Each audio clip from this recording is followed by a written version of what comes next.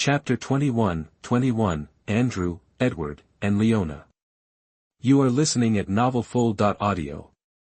I look at the woman who is my friend's sister. She has pure white hair, bright blue eyes, and a slim body with skin like she's lacking blood. She's not pale like me, she's more like an albino. And, she was born with this physical condition too. She was also tall at 180 centimeters.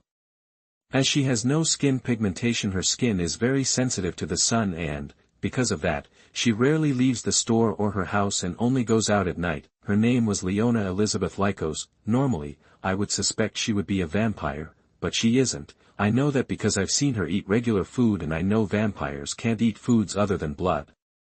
Even though Violet sometimes forgets about it and asks to learn how to cook with my mom, I think she was just excited. I walk over to my cat and start petting him, and as usual, he starts to purr contentedly, and then he lies down on the counter and spreads his legs as if asking me to stroke his stomach. Leona approaches me and I also see Andrew walking away and sitting in the chair away from the counter. He seemed to be waiting for me. I think he doesn't want to talk to Leona. Well, I don't judge him. What he did in the past must have hurt Leona. Because of that, he's just being considerate. Why is your cat just like that to you? When I try to caress him, he starts growling at me. Leona spoke with a pout as she stopped and looked at me like she was sizing me up. I feel her looking me up and down. Well, he is my cat. I spoke. Meow. Zach meowed in agreement. You've changed. Leona spoke as she looked at me. Yes, you too, I said honestly. After all, I noticed her skin was better than in the past. I think living in isolation helped her. Leona remains silent, and I see her continue to stare at me. I look at her confused. I know I've changed, but does she need to stare at me like she's seeing a rare animal? How is Zach's health? Suddenly, she stopped staring at me and looked at Zach. He's fine. Really? But he was meowing a lot earlier. I remember I couldn't sleep because he kept meowing like he was dying or something. Well, he was horny. Huh.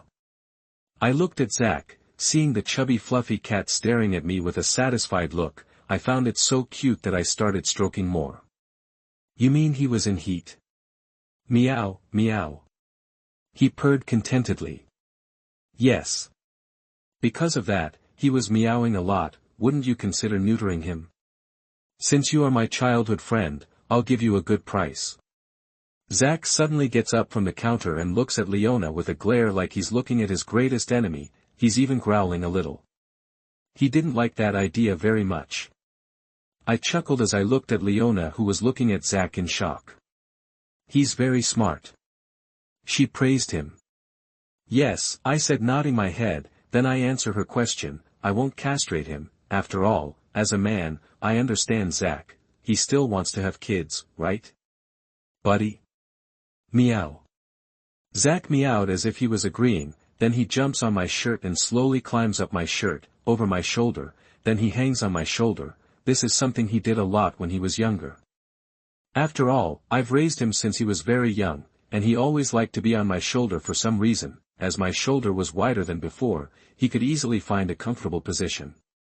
Isn't he acting like a monkey? Leona spoke a little surprised. Zach looked at Leona and started growling at her. He really didn't like her, huh? Ugh, I feel offended. All animals like me, and, because of this gift, I created this store. But, why doesn't he like me? He's so cute, I wanted to hug him. She spoke with a pout. I just laugh a little, and I found Leona's expression cute. When I was going to say something, I heard. Oh. Victor, long time no see. I look at the store entrance, and soon I see a tall man walking in. He is 195 centimeters tall, with a toned body, platinum blonde hair, and blue eyes like Leona. He was Leona's brother, Edward Jonathan Lycos. He was also my former personal trainer. In the past, he worked as a fitness trainer, but he suddenly decided to change jobs and now he owns a bar. He is also the man who trained me in martial arts in the past. Although I couldn't learn much because of my physical limitation, I just learned how to defend myself. Techniques like kicking a man's most precious organ, using a stun gun. Come to think of it, this was training for frail women, huh? Sup, Ed, do you still shine in the sun when you walk down the street? Ugh. Can you forget about this boring joke? Because of that vampire movie, every Edward on the planet is now suffering from that joke. He spoke in annoyance. I laughed a little and said, I'm kidding, how are things going? It's okay, I've finished building my bar's leisure area, you can go there if you want, remember I only open at night.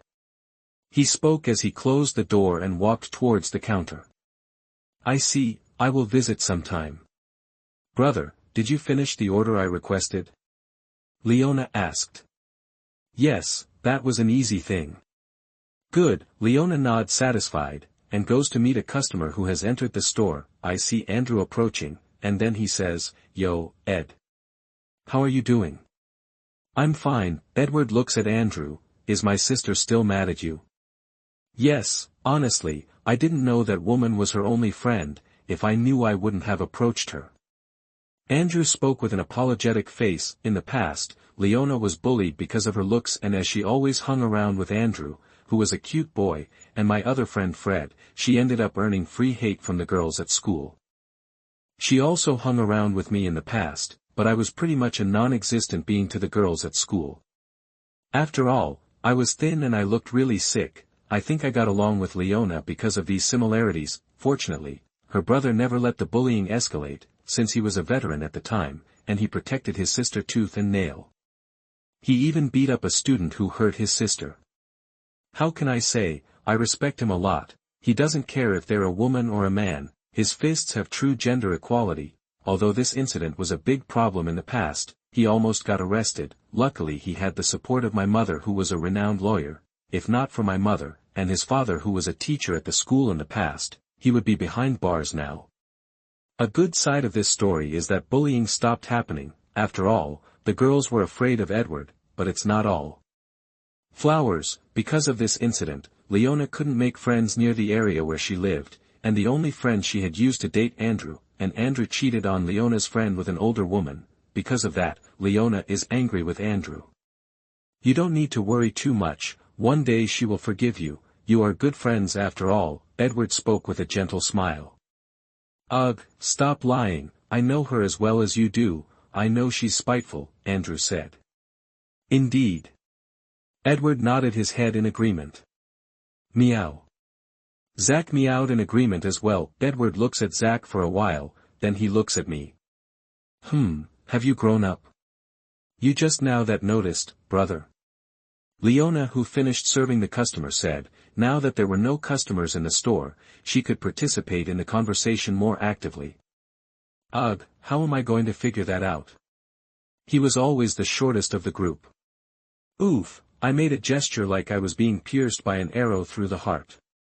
Brother, you don't have to be rude.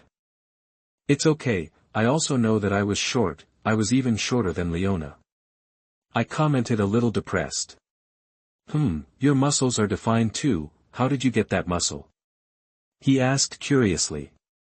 Well, I followed the training you went through and some videos on the internet. The lies are getting more absurd as time goes by, it's pretty obvious they're suspicious, they just don't ask too much because they respect my privacy. Oh, you're not on steroids, are you? Of course not, I know what it does to the body, I replied. I take Zach off my shoulder and place him on the counter, then stop stroking him. Zach meowed at me annoyed, but I ignored him. He seemed to snort for a few seconds and then started walking around the establishment. Suddenly, Edward puts his hand on his chin and looks at me. Are you still being bullied? He asked in a neutral tone. Leona and Andrew look at me. Leona looked worried, and Andrew looked angry. I'm not being bullied anymore, I resolved that situation yesterday. I spoke with a big smile on my face. I saw Leona's body shake a little, and Andrew just kept looking at me. I heard, you dealt with him using a basketball game, Edward said. I heard you jumped from the middle of the court and made a dunk. He continued as he looked at me with suspicious eyes. I remained silent. After all, I wasn't making an effort to hide the changes in my body, I didn't want to hide them either. Well, no need to feel pressured, we all have secrets we want to hide, I'm just upset you didn't want us to get involved in this situation, Edward spoke with a gentle smile. Yes. I wanted to hit that bastard. Andrew spoke. Yes, bullying is unforgivable, Leona said. I look at Andrew. I appreciate you guys caring about me, but you know me, right? That I looked at my friends with a big smile on my face. One is mine. Just mine. I will not allow anyone to get involved in this. He is someone who hurt me and insulted my mother. This grudge can only be washed away by me. This is my pride. Only I'm allowed to step on and break Leona. I won't be satisfied otherwise. My friends may call me a fool, or an idiot, but I don't care. I will not allow my enemies to be destroyed by anyone other than me. Sai, I understand you. You have your pride as a man and I respect that, but don't go overboard, okay? I don't want to see you arrested, Edward said and advised me.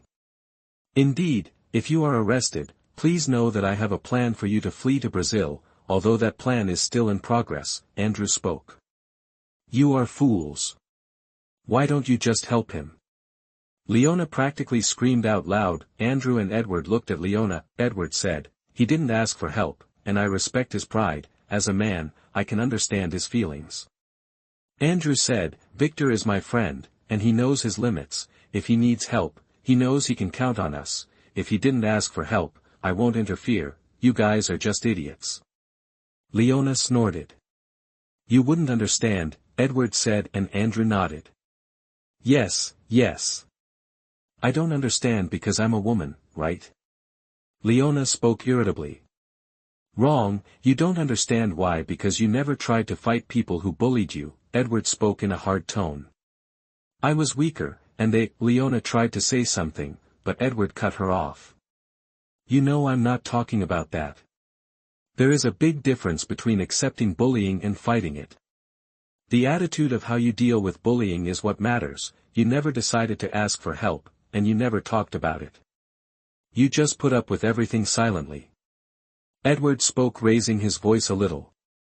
Leona looked shocked at her brother. He sighs and says, unlike you, Victor never accepted bullying and warned us what was happening to him, and he told us that he was going to solve it somehow.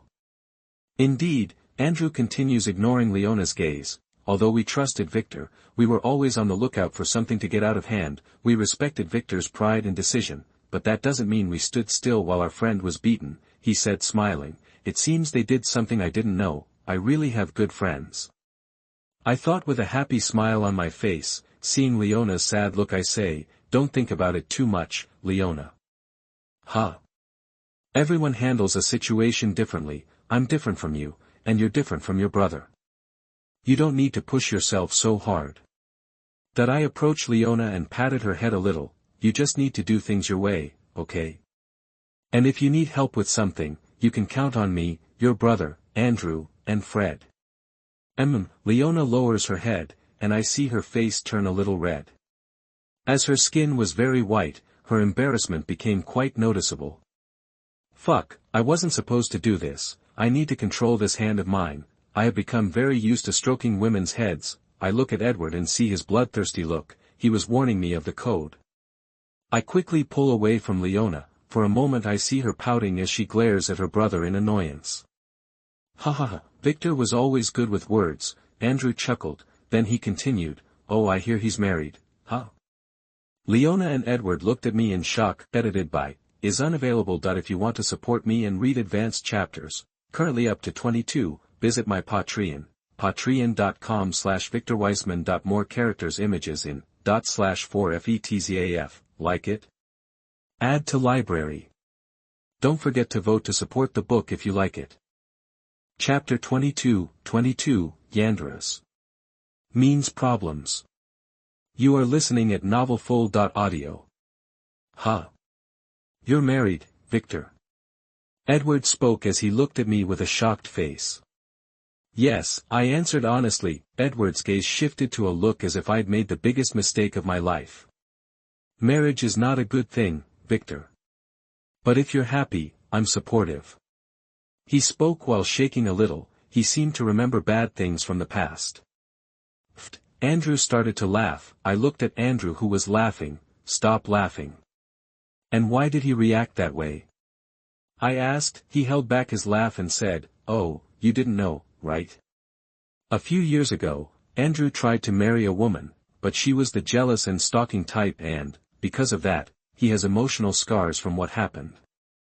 That I see Edward shiver a little when he hears Andrew talk about what happened. But aren't they the best women? I replied without understanding. Ha. Ha. Meow. Even Zach, who was a little distant, meowed aloud. I looked confused at Andrew and Edward, who were looking at me as if they had seen an exotic creature. Edward puts his hand to his face like he has a headache, and asks me, "Do you have a head problem?" Ha. Now I was the one who didn't understand. From the expression, he's making it obvious that he really doesn't understand his problem. Andrew spoke as Edward nodded, then Edward speaks, "Listen, Victor. Jealous and stalking women are the worst kind of women.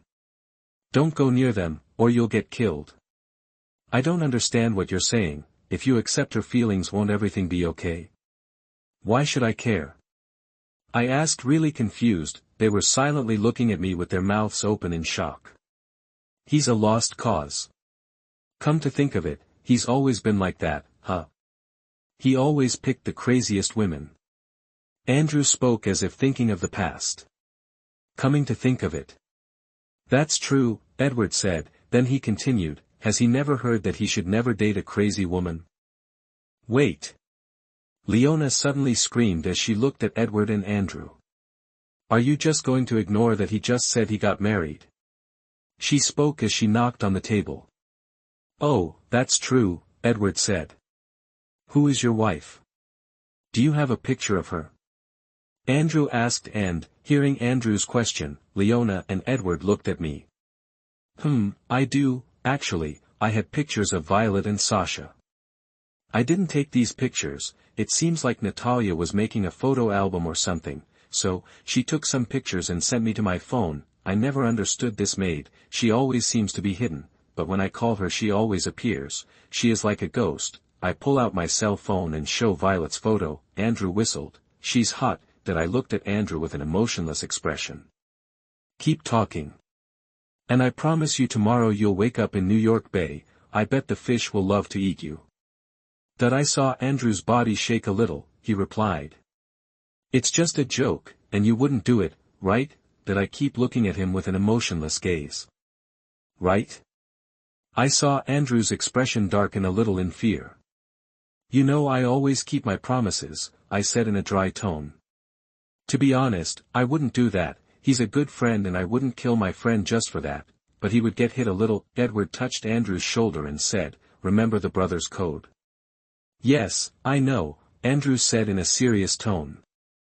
Victor wouldn't dump you in New York Bay, but he would probably hit you, and I think he's more capable of defending himself with his current body. Edward continued. Suddenly, Leona appears in front of me and takes my cell phone. I look at her confused, then she flips the image to the side and sees Sasha's photo. Who is she? She asked in a neutral tone. Oh, she's my second wife.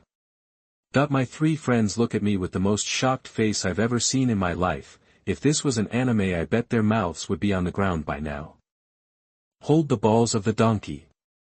Andrew practically yelled. He approaches Leona and looks at the image of Sasha on the phone. I see Leona's eyebrow twitch a little in annoyance, but she's silent. I see Edward approaching, and he also sees Sasha's photo. I don't know how to react to that. When did you become a Chad? Edward spoke in a tired tone. I see my cat climbing on Edward's shoulder and looking at Sasha's picture, then he looks at me and meows as he raises his paw. Meow. He seemed to be praising me or something. Wait, Leona looked quite shaken. She looks at me and asks, do they know about each other? Yes, of course, I replied. Damn, Victor. You made quite a catch. I never thought I would say that, but I'm proud of you. Edward spoke as he held back the tears from his eyes. Somehow I could tell he was jealous, but at the same time, he was scared. Ed, you don't understand. You know our friend here, right? Do you think he's a man to chase after another woman if he's married? He's not me. Andrew practically screamed, bruh, you mustn't say that about yourself with pride. Coming to think about it, you're right, Edward said. Yes, Victor is a very loyal man, Leona said, and the 3 looked at me. Well, to be honest, they're the ones who came after me, I replied with a happy little smile. The three of them look at me with dead fish eyes. Leona said, you know you can't marry more than one person in this country, right? I know. I nod my head in agreement, but human law means nothing to vampires. Question. Andrew raised his hand like he was a child who wanted to ask the teacher a question. What? Do your wives get angry when other women approach you? Do they suddenly have tantrums? Are they very jealous? That I look at Andrew shocked. How did you know that? Bruh, Andrew replied. He looked at Edward and Leona. Now everything makes sense. Edward nodded and he looks at me with a dead fish look. R.I.P., buddy. I think soon, we'll be going to your funeral. Ha! Brother, don't gamble on Victor. Leona spoke irritated, then she continued, what if he really dies? Why are you thinking I'm going to die? I asked as soon all my friends looked at me in shock, even my cat looked at me. You're dating two Yanderes, buddy. Andrew said. Yandere? I questioned the word I didn't know. Do you remember that pink-haired girl anime that we watched in our teens? Oh, I remember. I thought she was pretty at the time. What about her? I asked. I saw Edward, Leona, and Andrew's faces tremble as they heard my words. She is a Yandere. I see. And you're saying my wives are just like her? Yes. Isn't that a good thing? I blurted out. After all, I don't know what the word Yandere means, but Violet and Sasha are adorable, and that's all that matters. Sigh. Sigh. Sigh. The three sighed at the same time, and it looks like they've given up on something. Just don't die, okay? And don't cheat on your wives, or you'll die. I would never do that. Why should I cheat on my wives if I have such beautiful wives? Sigh, if you didn't have a screw loose in your head, you'd be a good man. Leona sighed. Edward looked at his sister with serious eyes. I won't allow it. Absolutely not. You'll never get married while I'm alive. Brother. Leona cried out in embarrassment. There's Edward Siscon, Andrew said laughing. Siscon? I asked confused. Leona, Andrew, and Edward looked at me as if I had done something wrong. Andrew says, you're an uncultured man, buddy. We need to sort this out. Ha. Well, don't judge him too much. He's a movie man. I remember his dad likes watching movies. He must have been influenced. Leona helped me. Heretic, Edward said. Coming to think about it, he's only watched 2 animes in his life, huh? Andrew spoke. Unforgivable, Edward said. It was the one anime with the alien that gets stronger and his hair changes color, and the pink-haired Yandere's anime, Leona said. Yes, I remember you recommended it to him at the time, Andrew said. Indeed. Leona nodded. Suddenly, my cell phone started ringing. Leona looks at my cell phone and says, Kagaya. Oh, she's my wife's maid. Maid. Leona spoke in a stutter. I hold out my hand and Leona nods as she hands me the cell. I answer my cell phone and start talking to Kagaya. While Victor was on the phone talking to Kagaya, his friends were whispering in a not-so-low voice. Did he just say maid? Leona spoke. Why are you stuttering? Andrew asked curiously. Idiot, hiring a maid is expensive, did you know? Leona spoke. Oh, I didn't know, Andrew said. I think his wife is rich, Edward deduced. Isn't he very lucky? Andrew can't help but speak out loud. Leona and Edward look at Andrew confused. Andrew begins to explain. He married 2 wives, and one of those wives is rich, and both wives are beautiful. Oh, you're right, but it's not all flowers, they're Yanderes, you know. He could die at any time, Edward explained as he shivered a little. I think Victor will be fine, Leona said. Now that she was calmer, she could think better about the whole situation. What do you mean? Edward asked. Remember how Victor's personality is. He may not realize it, but he knows how to treat a woman well. I think his mother's teachings influenced him without him realizing it, and he became a natural playboy. Leona would never say that the head pats Victor gave were good too, she would never speak it out loud. Never. And he doesn't refuse Yandere's advances, so I think he's safe. The protagonists only die in the anime because he refused women's advances. After all, most of these protagonists were beta men. Leona said. You're right, Andrew said. Victor likes crazy women, huh? Edward spoke out loud, he looked confused. Just in case, I'll keep in touch with a friend of mine from the police. After all, stalking is a criminal act, Andrew said. Oh, now that I think of it, in real life the act of stalking someone is a crime, Leona said. Leona, you are watching too many animes, Edward scolded her lightly. Brother, I can't leave the house because of my skin, what do you think I should do? Look for a boyfriend? Absolutely not. I will buy more animes for you. So stay home. Humph, Leona huffed and turned her face away, but Andrew could see she had a smile as if it was all part of her plan. Victor ended his call and said, I'm going home. That I look at Zach and say, hey, Zach. Let's go, buddy.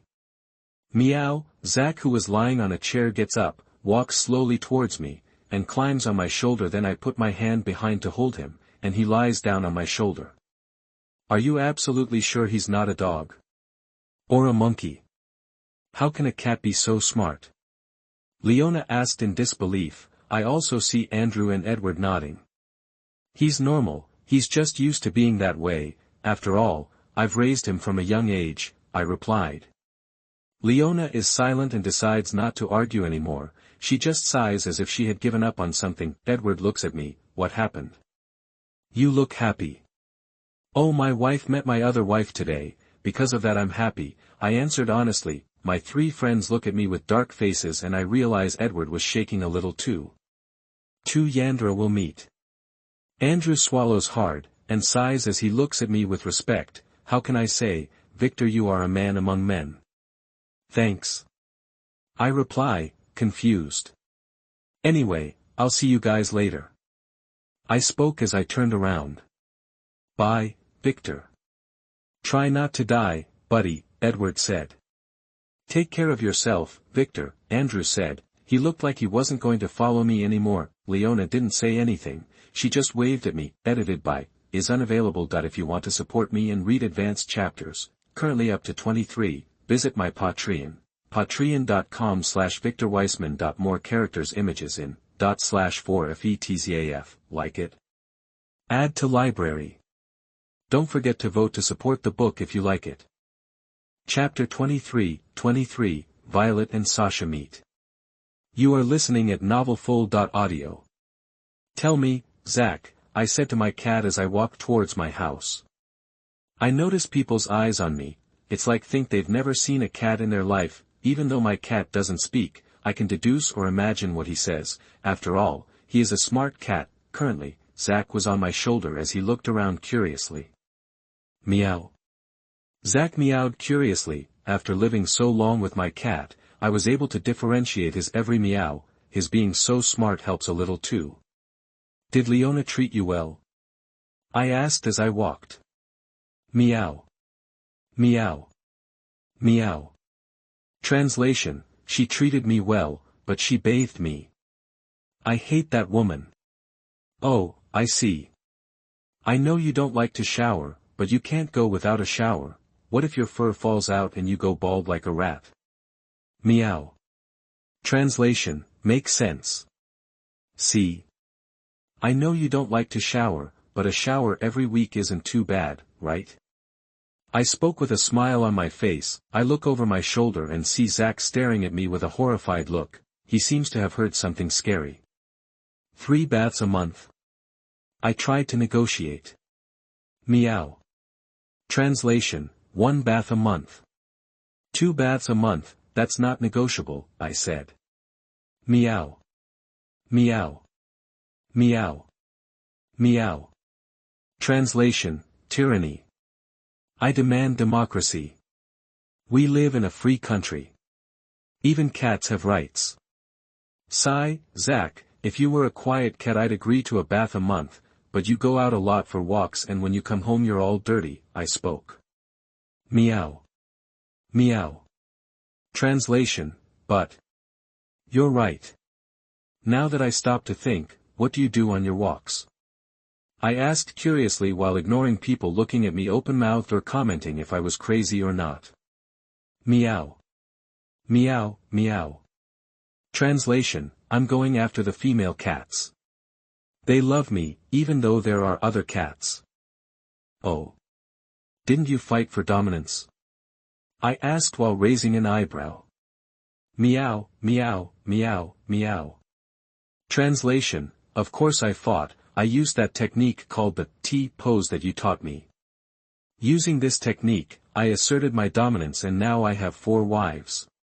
That's my boy. I said laughing as I took him off my shoulder and carried him like a baby while stroking his stomach. Meow, meow. Translation, Kimochi. You are very good at this, huh? Why did the first word come out in Japanese? Am I imagining it wrong? Looking up into my cat's satisfied face, I shrugged like I don't care, then put him on my shoulder again. Arriving at my house, I open the door and enter. I came back and brought Zach with me, I spoke out loud. Meow, meow, meow. Translation, sup, bitches, I'm home. Zayak. I hear my mom screaming as she runs towards me. I see Zach's fur rises, and he quickly jumps off my shoulder and falls to the ground, then he runs away from my mom. Hey! Don't run away from me, Zach. Get back here right now. My mom yelled as she looked at Zach, who ran up onto the couch. Meow. Translation, never. Ignoring my mom and Zach's banter, I walk towards the basement stealthily. When I first enter the basement, I see what my old basement looks like, but, when I put my foot on the first step, I see a little magic circle appearing, and soon the basement changes, which technology is very useful. Kaguya, what are you doing? Let me kill that bitch. I heard Violet's voice. I'm sorry, Lady Violet, but I can't let you do something you'll regret, Kaguya spoke in a neutral tone. Well, looks like I made it on time. I walk towards the room Sasha was in and, when I open the bedroom door, I see a rather surprising scene. Kaguya was holding Violet on the ground with a jiu-jitsu technique called a rear naked choke. A little far from Kaguya was Natalia, who was just watching everything as usual. Sasha was watching everything with a neutral gaze. Currently, she was sitting on the bed and beside her was Maria, her personal maid who was a former hunter. Violet looked quite startling. Her face was distorted with hatred and she was glaring at Sasha with her red eyes gleaming with killing intent. I realized Violet was trying to use her powers, but Kaguya was smothering her before she could concentrate on using them, as expected from an older vampire. She managed to immobilize Violet easily. I guess it wasn't that easy. Looking more closely, I realized that Kaguya is trying very hard to hold Violet down. Yo, I said with a smile on my face. Suddenly, all the women in the room look at me. My wife Violet's killing intent seems to explode when she sees me, Victor. She didn't call me darling as usual. I look at Kaguya and nod my head indicating for her to let go of Violet. She looks at me with a face that asked if I was sure. I close my eyes and nod my head as I smile. Violet suddenly jumps towards me and I realize she's trying to stab me with her hand. Since I'm not ready to feel this pain yet, I take her hand and, as if it's a very elegant dance, I shift her center of gravity, then quickly sit down on the floor and drop her onto my lap. I also realized she wasn't putting that much force into her attack. Huh. Violet didn't understand what happened. Well, I seem to still remember the dance lessons I took in the past. This was a long time ago when I attended a multi-billion company CEO's party. As my mom was the CEO's attorney at the time, I had to participate and dance with the CEO's daughter. And, because of that, I had to train in classical dance for 2 months. It was the most irritating time in my teenage life. Stopping to think now, that was the same day I found Zach abandoned in the street. I hugged Violet around the waist and spoke into her ear. Calm down, I'm not going to disappear or anything, and you're not going to lose me, so you don't have to attack me out of jealousy. Violet seemed to melt when she felt my embrace and heard my words. I noticed her eyes revert to their normal violet color. And to think that there was someone other than Violet's mother who could calm her down. Natalia commented, I look at Natalia and I see her with a small smile on her face. I could also see Sasha and Kagaya's shocked expressions. Why are you looking at me like that? I asked as I started stroking Violet's head. When Violet goes crazy, she only gets calmer when she destroys everything around her, Sasha spoke in a neutral tone. It was like she was used to it. I also noticed that she was looking at Violet with an annoyed look. I noticed that Violet's smile seemed to grow in a distorted way, and she put her face to my chest and started sniffing at me. Darling. Darling. Darling. Darling. She started talking like she was possessed by some evil spirit or something, although she looked quite adorable now. Suddenly her smile is gone, and she looks at me with a serious look. Why am I smelling another woman?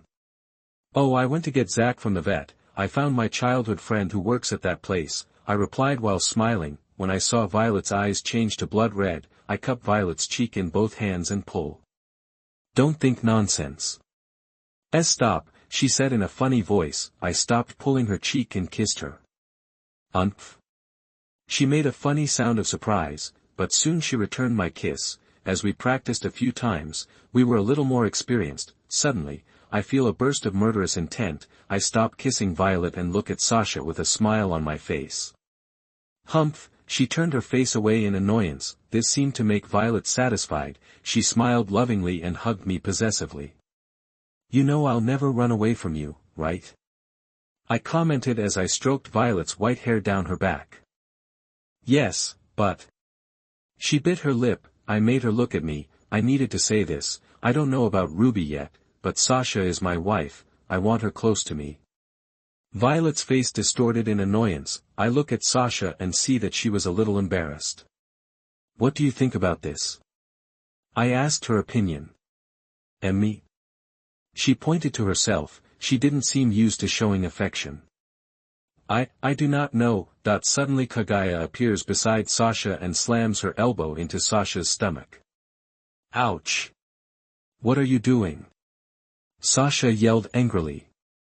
Don't be indecisive now, this is about your future, Kagaya spoke in a neutral tone. When Sasha heard Kagaya's words, she was speechless for a moment. I noticed Sasha's face has changed several times, embarrassed, curious, scared, and a little obsessive.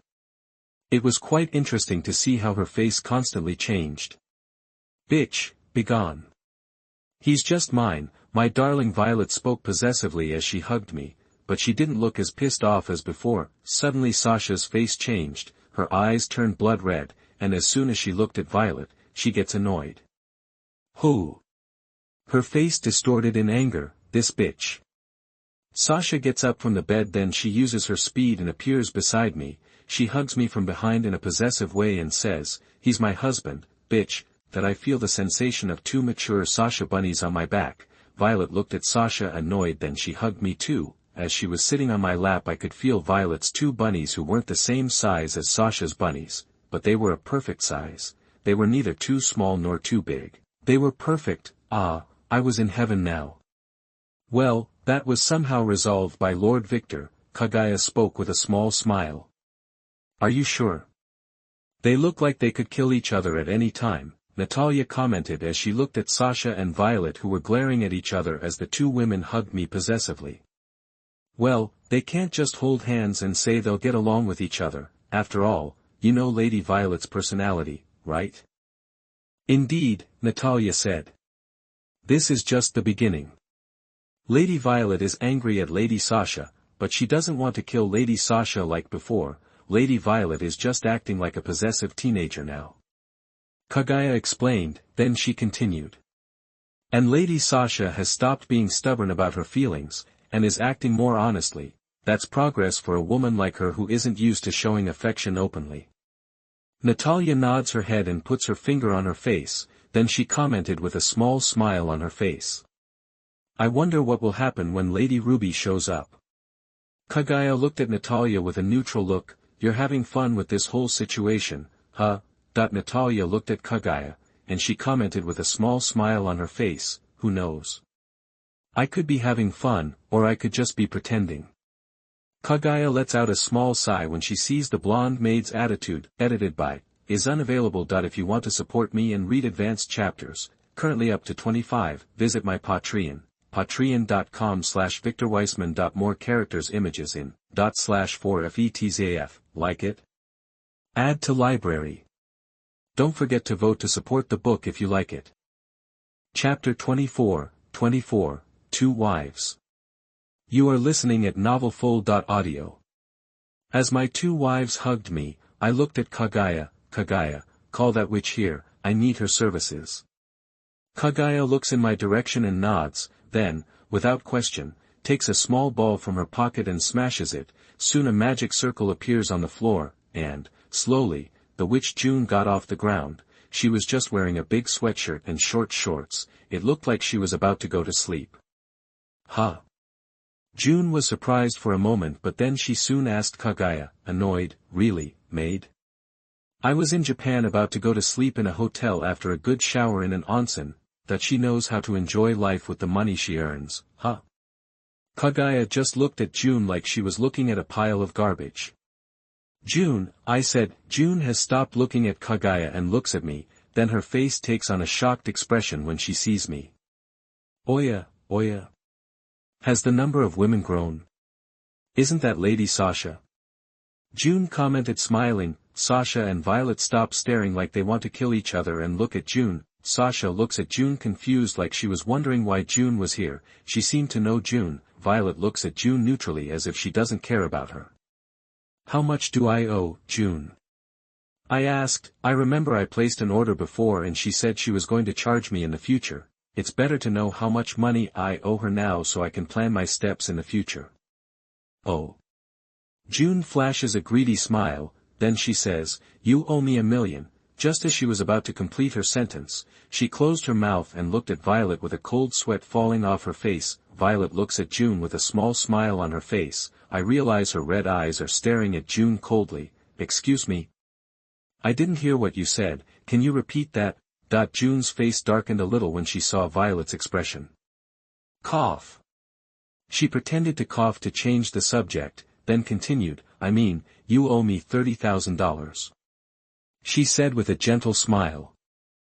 Good, Violet said and then hugged me again while ignoring June. I also feel Sasha hugging me from behind while looking at June neutrally. She seemed to be breathing down my neck too, although she was doing it quite sneakily. I was a little surprised that Violet didn't mind Sasha's presence right now, but that's a good thing. I know it's hard for the two of them to get along, but the important thing is they don't try to kill each other while I'm not around. But $30,000, huh? That's a big amount, but I think I can get it in one day if I steal from the right thieves. I need you to make me an outfit and a black mask, I tell my order to June. Huh? June looked at me strangely. What happened? Are you going to tell me you can't do it? I asked. I mean, I can do that, but your requests are always weird, huh? The first one was a fake ID, and now it's clothes. What are you planning? She asked with a curious smile. Knowing about this information is going to cost money, do you really want to know? I spoke while smiling a little. I could see June's smile twitch a little when she heard my words. You're greedy, huh? June commented. Not much as you, I said. June looked at me shocked and then started to laugh amusedly. Ha ha ha. You're right, you're right, you're right. I am a greedy witch. Suddenly, several magic circles started to appear on the sweatshirt she was wearing. The circles start spinning quickly, and soon several green lights start to come out of June, and, slowly, her outfit starts changing into a professional women's suit. My name is June, codename the Greedy Witch. I am the witch who solves all the problems related to the modern world with a certain amount of money, of course. She spoke in a professional tone while showing a small smile in the last sentence. Oh, I said while clapping my hands a little for the light show. I also noticed that a card appeared in front of me, and when I took the card, I saw that it had a golden color and had the name June carved into the card. I think this card was made of pure gold. Thank you, she spoke gratefully while smiling satisfied. She seemed to be quite narcissistic too. I never thought this piece of garbage cough. I never thought June would give you her codename. Hey. I heard that. June looked at Kaguya irritably. Kaguya just ignored her as she looked at me. Codename? I asked curiously. Codenames are a title given by the Queen of Witches. For the Society of Witches, a codename is a form of status, but not only that, if a witch gives her codename to someone she judges as a customer, a golden card will appear. Sasha explained as she hugged me tighter. Using this card, you can contact the witch to request her services anytime you want. It seems like witches work 24 hours a day, they don't seem to get rest. Oh, thank you, Sasha, I said gratefully. I felt Sasha's body tremble a little. She made a cute sound and hit her face behind my back. TSK, Violet clicked her tongue in annoyance. She looked agitated. I patted Violet's head, and soon her expression changed to a satisfied one as I look at the golden card in my hand and think, which society seems to be more interesting than I thought, a society built on a form of energy called magic, huh? But why did you give this to me? I don't have as much money as my wives do, and you know it. I told June. June looks at me and smiles. Yes, I know. You're poor now, but I smell money coming from you, and, in the future, you'll have a lot of money, I'm betting on that. She flashes a confident smile, and I never lose when I make a bet. She smiles like a teenager who has found something interesting and continues, not to mention that you seem to be very close to the two richest heiresses of the noble vampires. Oh. She doesn't know that Sasha's clan has lost its noble status. I feel Sasha's face moving a little behind my back. It seems she's noticed that too. Well, June could be lying, so there's no guarantee she doesn't know anything. Getting back to business. What do you need? June asked as her eyes sparkled with the US dollar symbol. Do you know that anime called Tokyo Vampire? I asked. I didn't watch the anime, but I saw the protagonist's image several times on the internet. The protagonist had white hair, different colored eyes, and was wearing a black outfit. He was transformed by a beautiful vampire with purple hair. Yes, I watched it when I was in Japan. I need an outfit similar to the protagonist's, but I want some changes to the outfit. The outfit should look like a straitjacket used to arrest criminals, the boot should be a little bigger, and the mask should just cover my mouth. Okay. Do you intend to cosplay? She asked curiously. I just looked at her as I smiled and stroked Violet's hair. My wife seemed to be much calmer now actually. I think she's almost asleep. If you're so curious, I can tell you if you cancel my debt, I spoke. Humph, forget what I said. She gave up. It seems her greed is higher than her curiosity. June claps her hands and several magic circles appear a little away from her. Then, soon, an outfit appears. The outfit that appeared is the anime protagonist's outfit, but slowly the outfit began to undergo changes that I asked for. Do you want something like this? She asked. I look at the outfit and nod satisfied. As expected of a professional witch.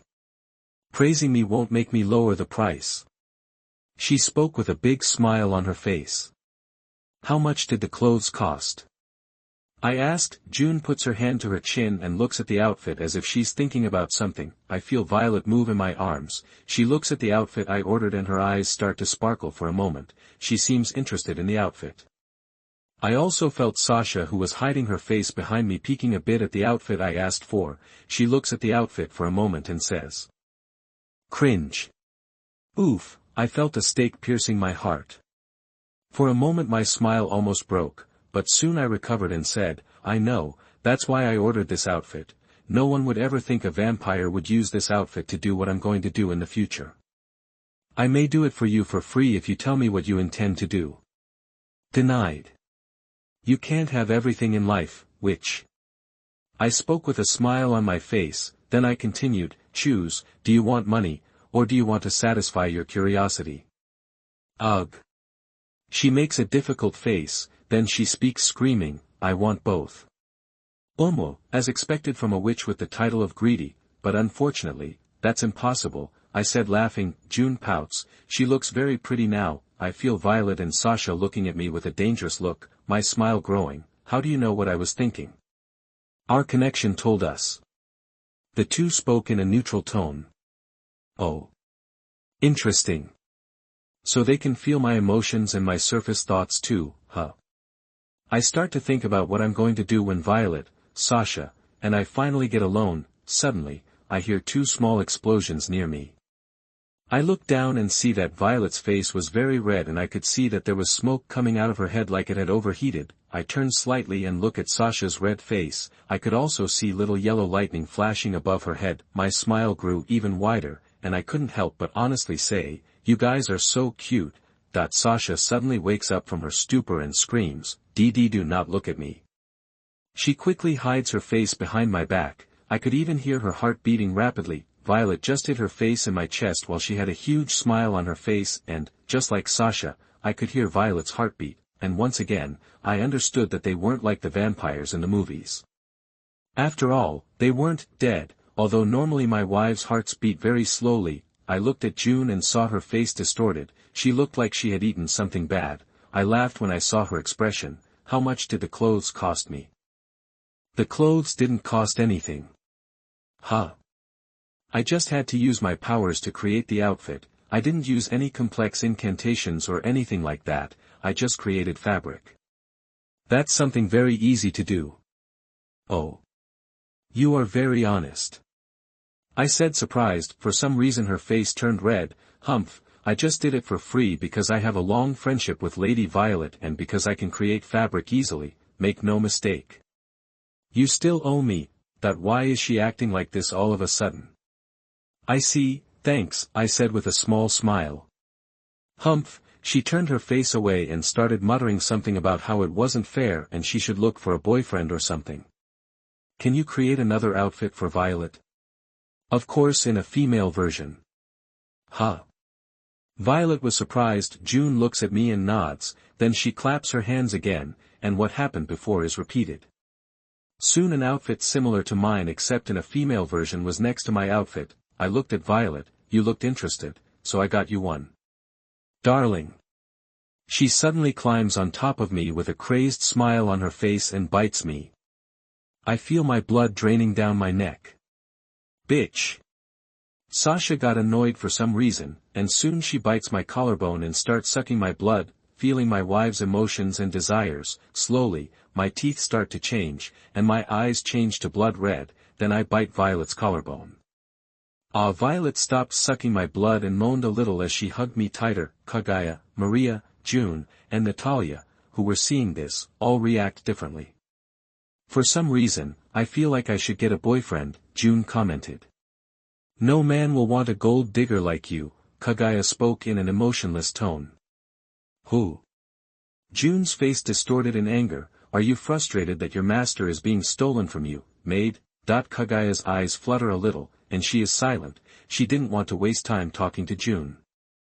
June, thinking she's guessed right, started to smile. I feel sorry for you, maid. Lady Violet will be stolen from you. Seeing that Kagaya didn't react to her words, June was confused. Then she thought, did I get my guess wrong? Lady June, I have a job for you. Natalia suddenly said. Oh. June loses interest in Kagaya and looks at Natalia with greedy eyes. I want you to investigate what is happening in this city, Natalia said. Kagaya, who listened to what Natalia said, began to pay attention to the conversation. According to Lady Sasha, and Kagaya.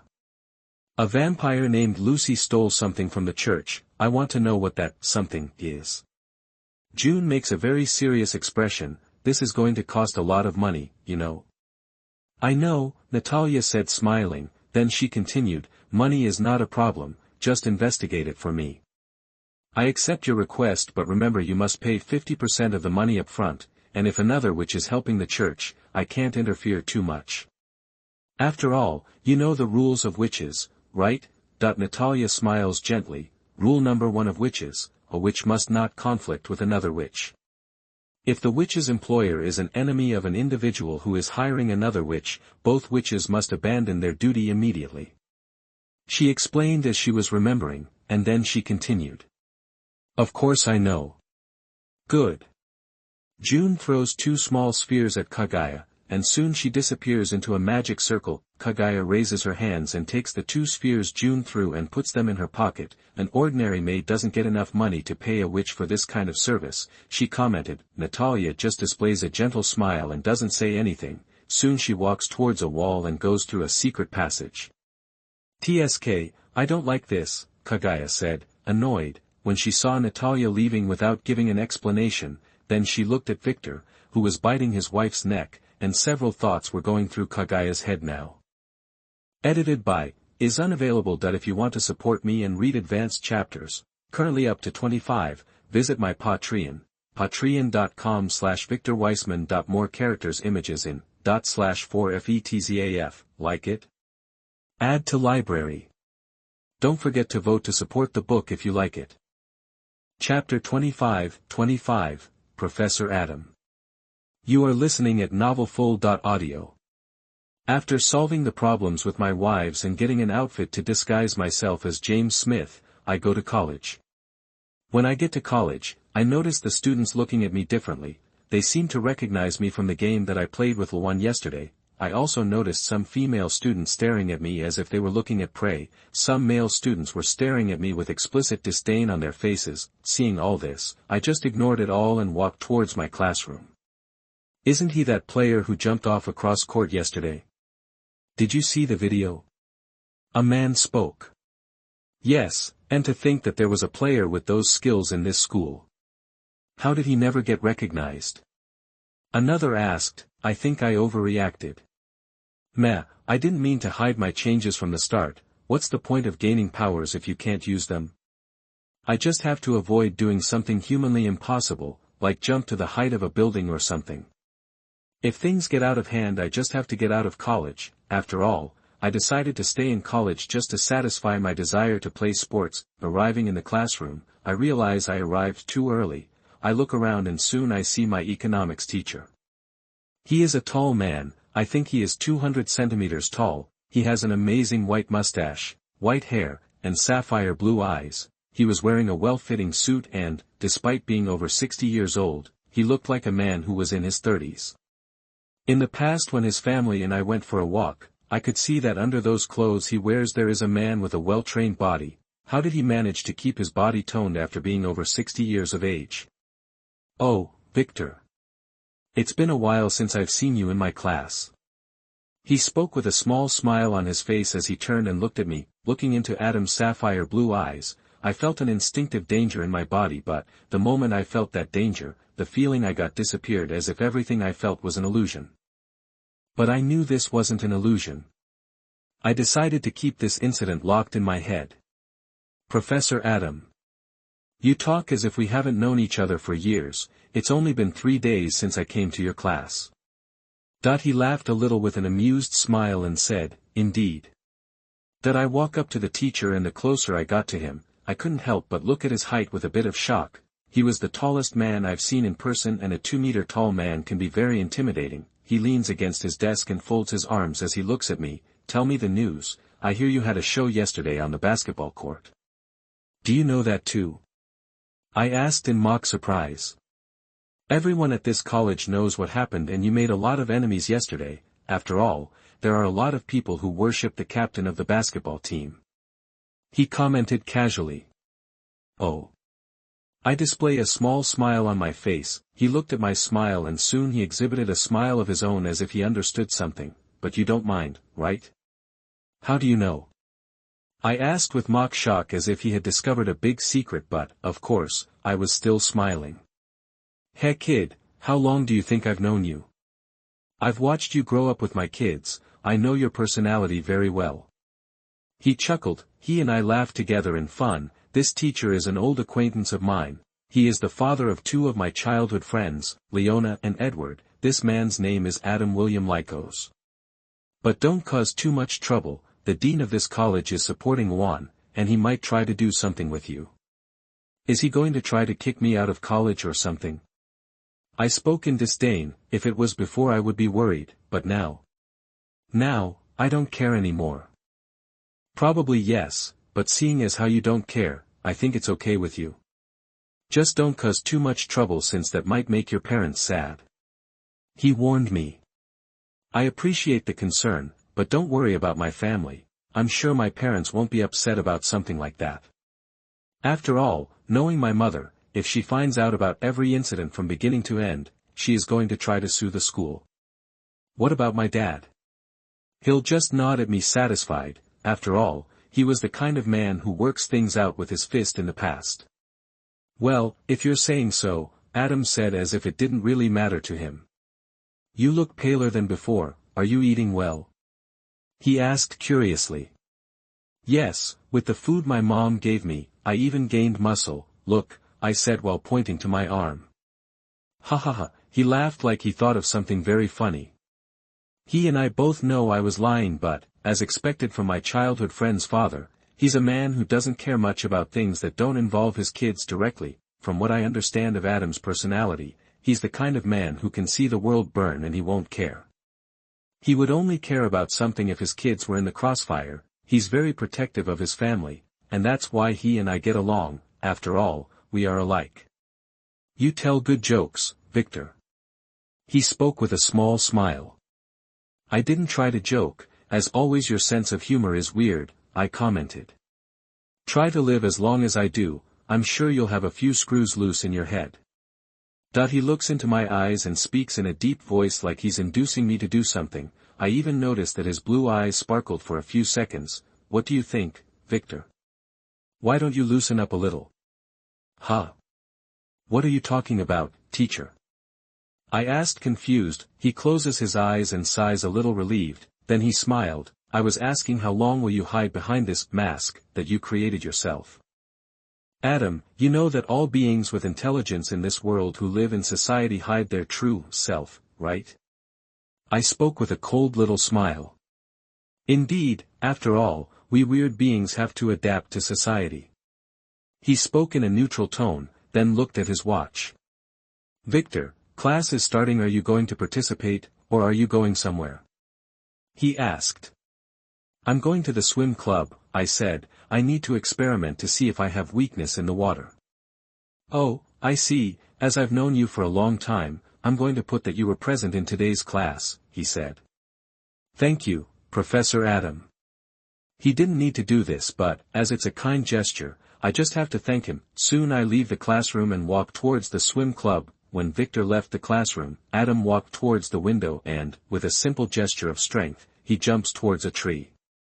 Then, soon after, he jumps towards a building away from the college. All his actions were very soft. It was like he hadn't made any noise at all. On top of a tall building away from the college, Adam sighed to himself in relief. Then he picks up a phone and searches the list for the contact named My Princess. Adam coughed a little to disguise that he was relieved about something and clicked to call his daughter. The phone rings a little, and soon his daughter answers. Father, Leona spoke into the phone. Oh, my little princess, he spoke with a satisfied smile on his face. Have you discovered something? Leona asked impatiently. Adam's smile breaks a little, but he replies, yes. Unfortunately, he's not from your family. He didn't react to my pressure like a newborn wolf would, and I also didn't feel the connection indicating he was from my pack. Oh. Hearing his daughter's disappointed reaction, Adam quickly speaks, but don't worry. The wolf's transformation may be dormant. After all, just like you, he could just wake up on a night with a full moon. He tried to cheer her up. You're wrong, Dad. Leona sighed. Adam pretended not to understand. He won't become a member of my pack. The wolf's venom has been neutralized by the vampire's venom. Victor is a vampire now. Of course, Adam knew this, but he still reacted in surprise. Oh. Is he a vampire? Why do you think that? Well, the changes are obvious, and he's married to the Snow Clan's heiress, and Clan Fulgur's. Oh. I didn't know that. Adam was really surprised this time, and he started to think, wolf's venom wouldn't be an easy thing to neutralize, especially my daughter's venom. But if two noble vampires bit him, it makes sense that wolf venom would be neutralized. What do we do, father? Leona asked a little apprehensively. Huh? Adam wakes up from his thoughts, and responds, we don't do anything. Why? As Victor isn't a wolf, he's not our problem anymore, he's just a leech now, Adam spoke in a definite tone. But, Leona tried to say something, but Adam cut it off and spoke seriously as his eyes glowed a little bright blue. I forbid you to get involved with him. Father! Leona yelled angrily. Leona, who do you think you're talking to? Lower your voice, Adam growled, he likes to spoil his daughter, but he wouldn't forgive the insubordination. You understand, I will. Leona stops talking, and Adam can hear that she was sobbing and crying a little, his eyes slowly began to lose their intensity, and he sighed, you fool, I don't forbid you from treating him like normal friends. What I forbid is that you get involved in leech affairs, that's not our problem. Leona spoke in a tone like she was crying. I'll hang up, class is starting, Adam said sighing again. When Adam hangs up, Leona wipes her tears away with the toilet paper, and sighs. She was currently in the service area where she usually works taking care of animals. You're good at acting, Edward spoke in a neutral tone. He heard and saw everything Leona did, he even saw her start to sob and cry out of nowhere. Shut up, Leona said, then she snorted proudly, I learned acting watching K-drama. Only our dad would fall for this horrible act, Edward said as he rolled his eyes. Leona pouted, and looked at her brother, what do we do? Nothing. Edward spoke, then he continued, Victor turned into a vampire, so what? I've known him since he was little, I know he won't act like an emo and say we're enemies or some shit like that, just treat him normally. You're right.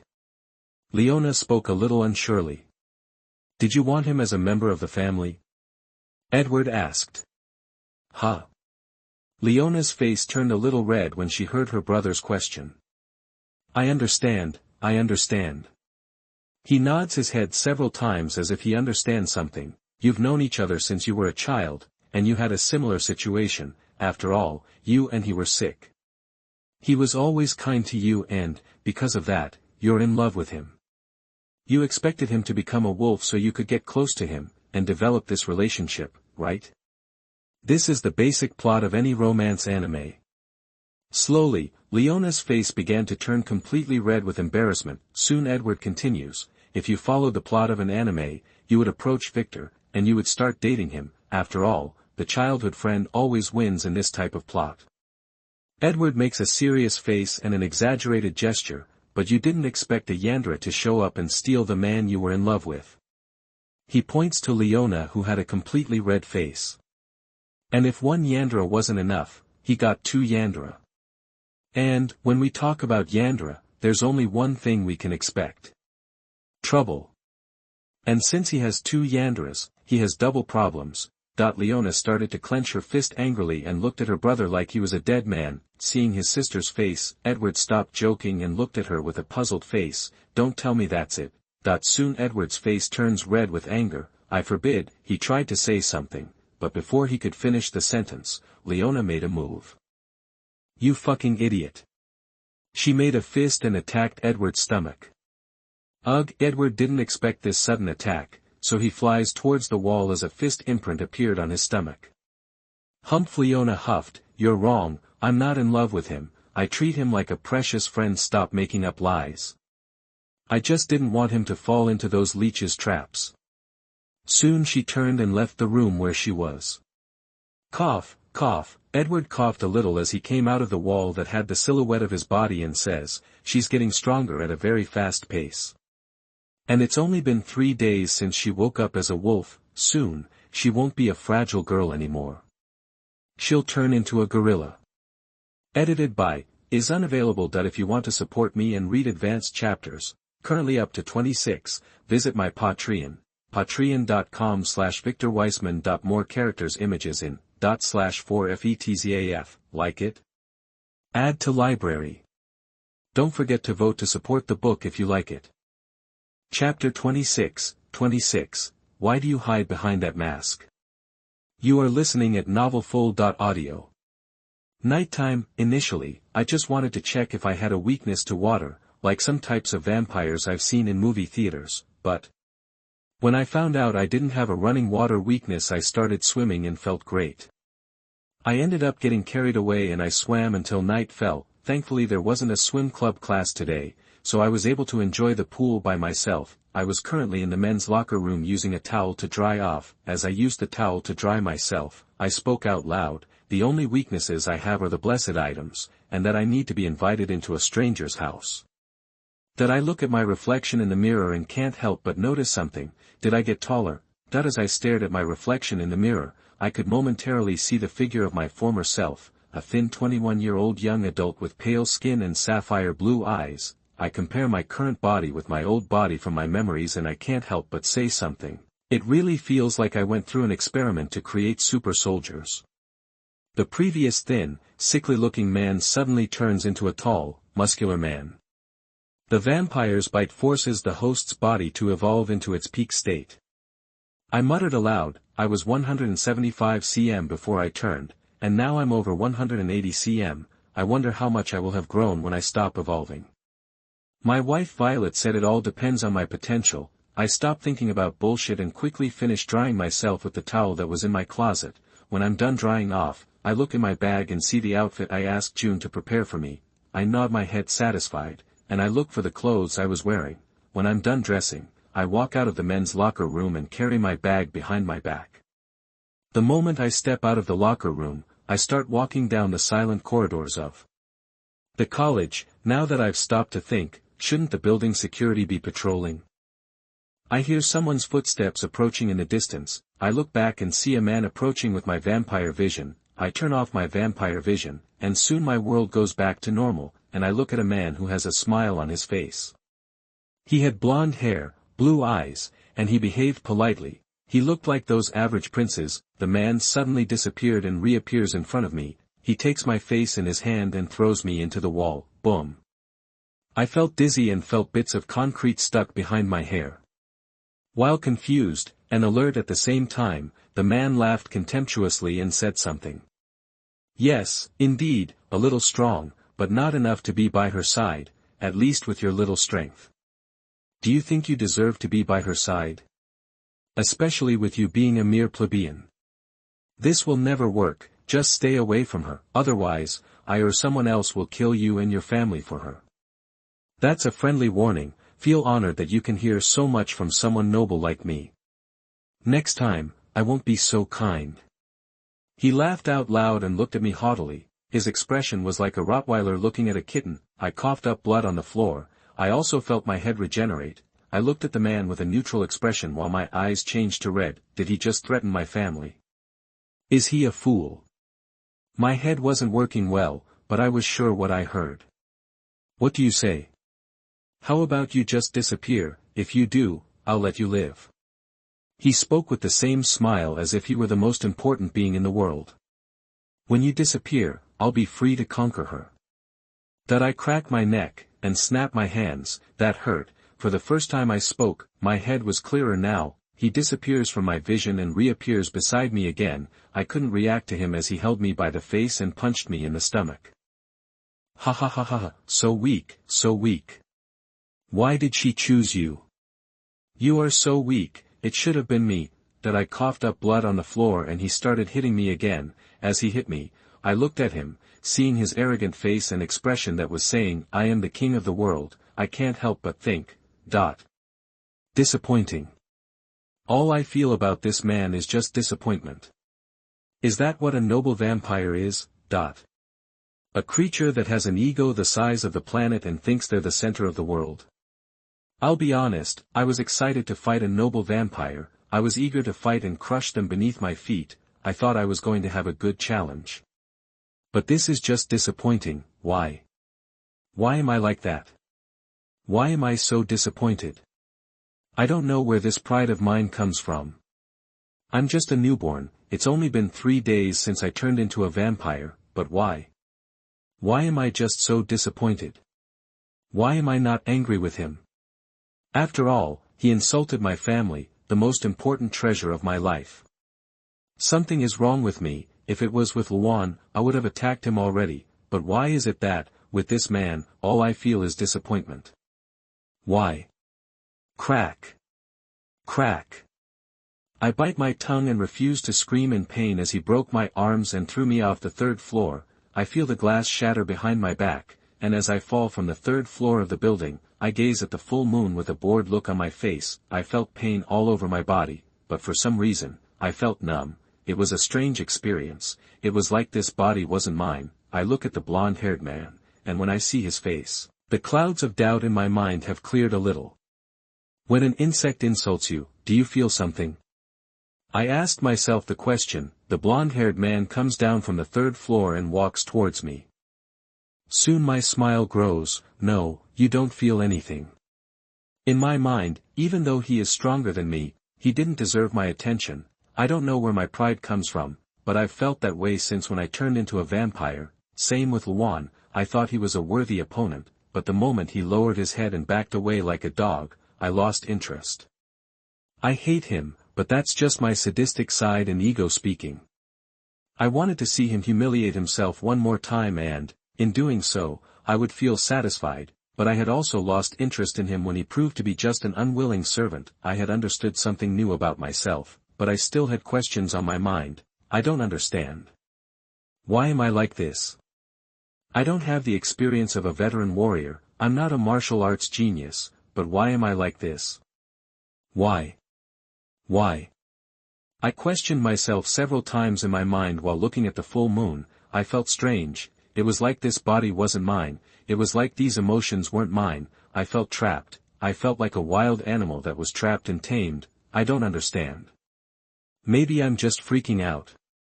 Yes, since I was turned into a vampire, my emotions are very chaotic. I get angry a lot easier. I get attached a lot easier. I hate easier. I feel sadistic pleasure in defeating my enemies, and I feel happy when I step on them with my feet like insects. Yes, maybe something is wrong with my head. As I looked at the full moon, I heard the vampire's footsteps approaching me. He looks at me. Today, you're going to die, and I'm going after what belongs to me.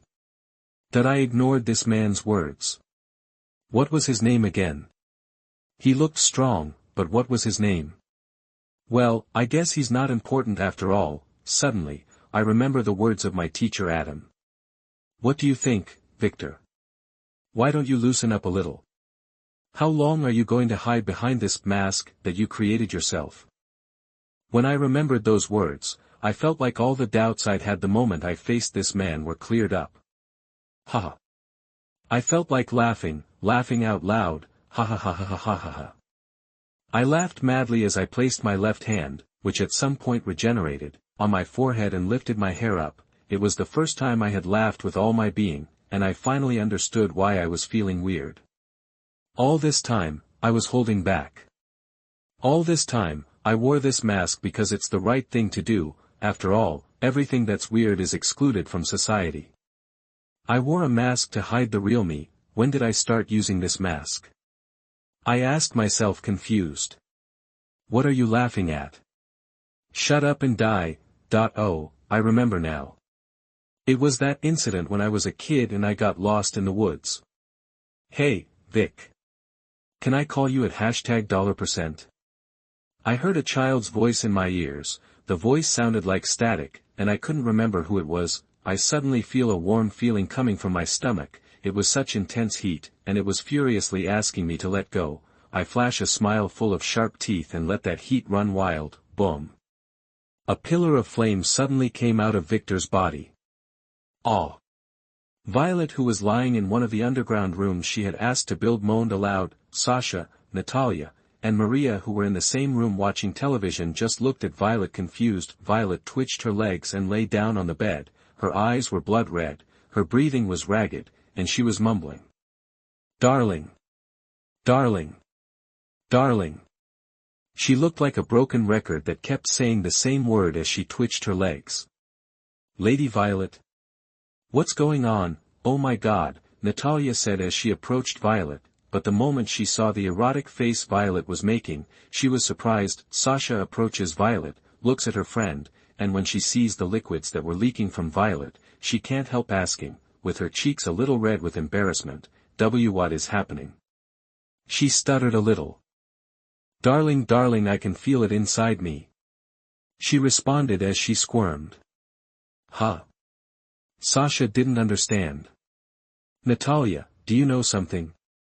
Sasha asked. Natalia just shook her head no and continued looking at Violet with the same neutral expression, but Maria who was close to Natalia could see that the maid had a small smile on her face. "Where is Kaguya?" Sasha asked as she looked around.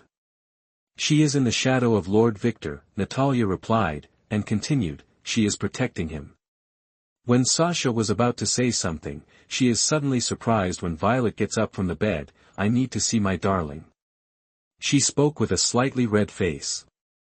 "First, you should change your clothes," Sasha spoke in a tone that didn't allow refusal. Violet looks down and sees the mess that was her dress. She nods her head and then disappears towards the bathroom. "I'll go ahead, something must have happened to my husband." Sasha spoke with her cheeks showing a little embarrassment. She wasn't used to saying the word husband. Soon, she too disappears. The only thing normal people could notice was a silhouette of a woman.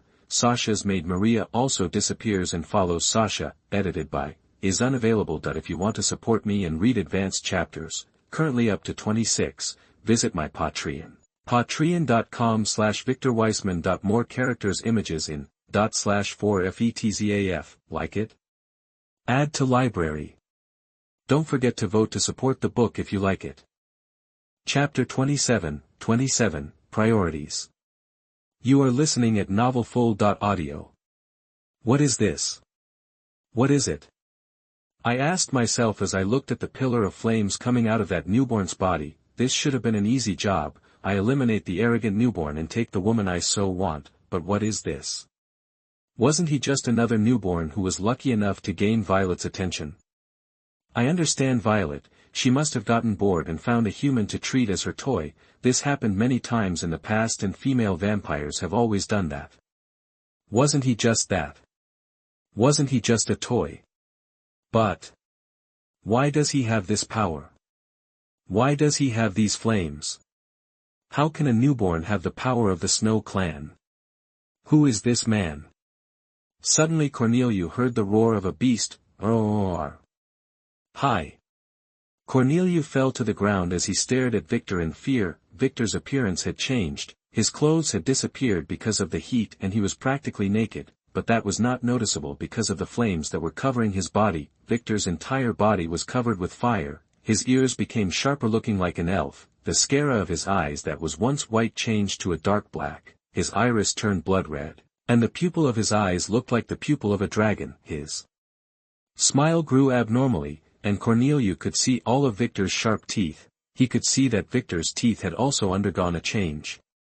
Victor's old teeth that looked like small sharp teeth, grew and seemed to have changed into the teeth of a demonic beast. How? How do you have that power? Only vampire counts have this power. Who are you? It's hot, but I feel good. I feel released, but I feel angry. A growing fury was building inside my body, and I couldn't control that fury. All my senses were improved, I could see, feel, and hear everything around me. It was an uncomfortable feeling. I look at the blonde-haired vampire. When he looks at me, I see he started pissing himself in fear and, when I saw that, my sadistic smile grew on my face. I wanted to humiliate him. I wanted to see him in more despair. I wanted to hear his screams. I took a step forward, and I noticed that when I did, the ground I stepped on started to catch on fire, and I also noticed that the moment I took a step forward, the vampire's entire body shook with fear. With a little thrust from my legs, I appear in front of the blonde vampire and grab him by the neck. Ah! He started screaming in pain, and hearing those screams filled me with sadistic satisfaction. I realized that my hand hurt him a lot. I squeezed his neck more, and I saw his neck burning with fire.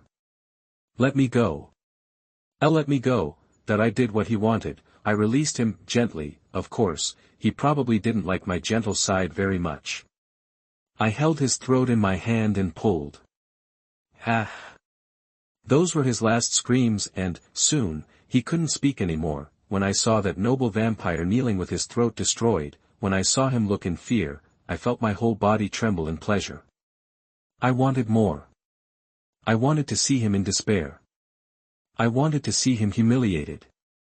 I took a step towards the noble vampire to continue playing with my new toy, I suddenly smell an intense smell of blood and turn my face towards the scent. I knew that smell, I don't remember where, but I did. Soon I felt an intense pain in my chest. Ugh, it was like someone was slowly squeezing my heart. My heart hurt so much, I knew something was wrong. I utilize my vampiric vision, and soon my vision turns to a world of blood. I ignore all the humans in my field of vision, and I focus all my senses on the scent of blood. Soon, I see the vision of several humans covered in golden energy surrounding two female vampires. One female vampire was lying on the ground, and she looked hurt, and the other female vampire was kneeling while holding her arms. Then I focused my attention on the bite mark of the vampire who was kneeling. I felt my heart beat like it was calling her. Then I understood something, Ruby. That I focused all my strength on my legs, and I jumped towards the two vampires. Seeing Victor leaving, Cornelia did not understand what had happened. In an area that should have been full of walking civilians, a group of hunters was surrounding two female vampires. The first woman was wearing a maid dress, she had white hair and pink eyes, and was holding the wound in her stomach. "Lady Ruby, please run away," she said while coughing blood on the floor. The other woman had red hair and green eyes, she was holding her arm which was injured by a deep cut. Hearing what the maid said, she looked at Luna with a neutral gaze, though anyone who knew Ruby well enough could tell she was worried about Luna. "Silence, maid," she ordered. Luna flashed a gentle little smile and was silent, but inside, she was trying to plan something so Ruby could run away, but, as usual, she couldn't think of anything. She coughs up blood on the floor and looks at the woman who attacked her. She was wearing a professional white jacket and looked like a Japanese woman, white skin, black onyx eyes. She also looked tall for a Japanese woman, standing at 175 centimeters tall. Then she heard the Japanese woman say, "Ruby Scarlett, heiress of Clan Scarlett, you are very brave to walk around without a guard." "I don't need bodyguards," Ruby spoke dryly, and then she continued, "All beings in our world know the consequences of provoking my mother's wrath." She touches her wound with her fingers, then brings them to her front. When she sees the blood on her finger, she thinks, "How many years has it been since I was injured? I remember the last time it happened was when I was 3 years old. I remember that a country disappeared from the face of earth that day." When the older hunters heard Ruby's words, they shivered a little in fear, but when they looked at the Japanese woman, they were more relieved because they saw that the woman wasn't afraid. Indeed, the woman spoke in agreement with Ruby's words. "All beings in our world know the legends of Lady Scathach Scarlett." She noticed that her subordinates trembled in fear when they heard the woman's name and shook her head, inwardly disappointed, then continued. "The strongest female vampire in the world. A vampire over 2,000 years old, she has been walking the earth since Jesus was born into this world. Crazy, psychopath, and is considered by the church to be a monster we should never provoke. Because, the moment she is provoked, an incident like what happened 18 years ago can happen, an incident that reminded the world how vampires can be terrifying creatures. The moment that incident is mentioned, all the hunters look at Ruby as if they've made the worst decision of their lives. The only one who doesn't feel that way is Carlos, the hunter who attacked and killed Sasha's maid. He looked at Ruby with anger visible in his eyes. "Because of you, an entire country has disappeared from the face of earth." Ruby looked at the man with neutral eyes. "So what?" "Huh?" The man could not believe what he heard. "Don't throw your hypocrisies at me. How many people has the church killed in the name of its God? How many wars has the church caused because of its God? Shall I recall the incident of the Saint of Orleans Jeanne d'Arc? They were sinners. Oh. So it's okay to murder thousands of people just because you said they were sinners?" As expected, the hypocrisy of the church has no limits. Ruby snorted in disdain. "Don't act like you care. You're just a monster that sucks blood and kills for fun." Carlos yelled angrily. Carlos' companions just looked at him shocked. They were puzzled by Carlos' attitude. Normally he wasn't a man who got irritated easily. The Japanese woman looked at Carlos. His mate's kidnapping affected him so much. "Huh?" Ruby chuckled softly in amusement. "What are you laughing at?" Ruby didn't respond. She just looked at Carlos, and everyone could see that her eyes had changed to blood red. "I've never killed a human soul in my life. I've always drunk blood donated by humans to hospitals. I used my mother's money to buy them for me. Carlos opened his mouth in shock. He looked at the Japanese woman. When he saw the Japanese woman gently waving, he was totally disbelieving what he was doing. Did I attack someone innocent? Wrong. She is not innocent, she is a vampire. A vampire is not innocent. Ruby's smile grew unnaturally as her sharp teeth began to show. The hard truth to swallow is, you hunters just hunt me because I'm a vampire, I'm a different species. For us vampires, all humans are just cattle, and for humans, vampires are their natural predators, that's just it. That's the law of nature, we need blood, and because of that, some of my species actively hunt humans. And, to defend against this natural predator, you were created. This whole situation was created by decisions made in the past, and this is just the natural course of things. Although we have created the ritual to control our bloodlust, for the church it doesn't matter, they just seek to eliminate us. She snorted in disdain. God, motivations, explanations, and even why you attack me today are just excuses for this unchanging truth. We are the predators, and you are the prey, but unfortunately, over time, the situation has evened out, and it has become the contest of two predators. One that will only end when the vampires, or the humans, disappear from the face of the earth. And I can guarantee you, we will be the winners. Ruby finished speaking with a big smile on her face that showed all her sharp teeth. All the hunters looked at Ruby in shock. When the Japanese woman saw this, she said. As expected, you also inherited your mother's madness. I don't think we should let you live. Crazy. Me. PFFFF. Ha ha ha ha ha ha, Ruby laughed lightly. The Japanese woman just raised an eyebrow in doubt. Ruby stopped laughing and spoke with a big smile on her face. Mizuki. I'm the sanest vampire you'll ever meet. Are these your last words? The Japanese woman asked. Ruby doesn't respond, she just turns her face and looks to the side and shows a shocked expression, but soon a small smile appears on her face. She turns and looks at the Japanese woman. You guys are so fucked, huh? The woman didn't understand, but when she felt something approaching at high speed, and when she heard the noise of buildings being destroyed, her instinct screamed. Step back now. She ordered, and as experienced hunters, they quickly listened to the woman's orders. They didn't even dare to question. Soon a being covered in fire falls from the sky in front of Ruby. Edited by, is unavailable. If you want to support me and read advanced chapters, currently up to 28, visit my Patreon. Patreon.com/VictorWeissman. More characters images in /4FETZAF, like it. Add to library. Don't forget to vote to support the book if you like it. Chapter 28, The Woman Who Kills Oni. You are listening at NovelFull.audio. When Mizuki saw the monster's appearance in front of her, all her instincts screamed danger. She was on full alert. Seeing the monster's appearance, she remembered the information she'd received from the church's pope. Remember, Mizuki. Romanian vampires are on a completely different level than what you destroyed in Japan, especially the Count-class vampires. These vampires are like humanoid weapons of mass destruction, and, if that wasn't enough, they have a kind of transformation that taps into the true nature of these vampires' powers. If you meet a vampire like this on your quest, you must step back immediately. After all, you have not yet received the baptisms to become my general. Back. I'm sorry, but I won't carry out this order, Mizuki thought with a small disdainful smile. On guard. Use level 3 enchantments. Gentlemen, an Earl-class vampire is in front of you, prepare to die if necessary. She yelled as she pulled a fan from her pocket. Yes, ma'am. That she opens her fan and speaks in a neutral voice. Susanoo, Japanese god of the sea and storms, bless my allies with the protection of the seas. Suddenly water began to appear at the feet of Mizuki's allies, and slowly this water began to wrap the hunters in a protective layer. And, soon, this water turned into the armor of the ancient Japanese soldiers who fought in the Sengoku period.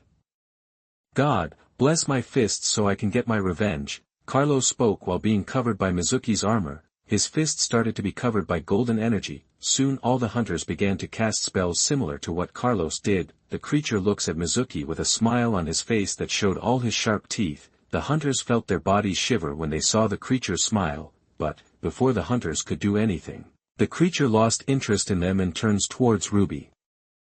Violet? Ruby spoke confused, but when she looked at the creature's face, she spoke in shock. Darling? What happened to you? And how did you get this power? Ruby tried to get up but she couldn't. She looked at her wound with an annoyed look. This is taking too long to heal. What is happening? I should have resistance to the energy used by the church. Ruby looks at Victor's face with a stoic expression. She had several thoughts running through her head right now. Why is he here? Why does he have access to this form? I'm glad he's here, but I'm worried about him. He's not strong enough to fight a slayer like Mizuki. We must get away. But I'm glad he's here. I don't want him to die. When Victor put his eyes on Ruby's wound, he felt his heart clenching in pain. He wanted to roar in rage. He was almost losing control of his own body. But, as a last show of stubbornness, he managed to stay in a state where he understood everything as if it were a dream. He was awake and at the same time he was sleeping, but there was only one thing he was sure of, only one thing he wanted to do now. I will kill them. Suddenly all of the hunters felt as if the world had lost all color for a few seconds. Everyone could feel the killing intent so strongly that they forgot to breathe for a few seconds. Victor turns and looks at the hunters. When the hunters looked at Victor, they felt their bodies suddenly grow heavy.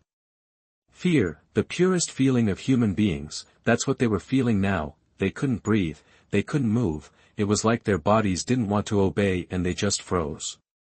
What is it? A slightly younger hunter asked while shivering. Despite having been hunting vampires for a few years, he's never come across a vampire like this. Calm down, a hunter spoke while stammering a lot. Victor's eyes started to look around. He seemed to be going crazy every moment. He looked at all the hunters as he opened and closed his fists several times. Mizuki looks at him neutrally and thinks, he is weaker than I imagined, so she puts the fan in front of her and spoke in a low voice. Tsukuyami, give me the peace of the night in the moonlight.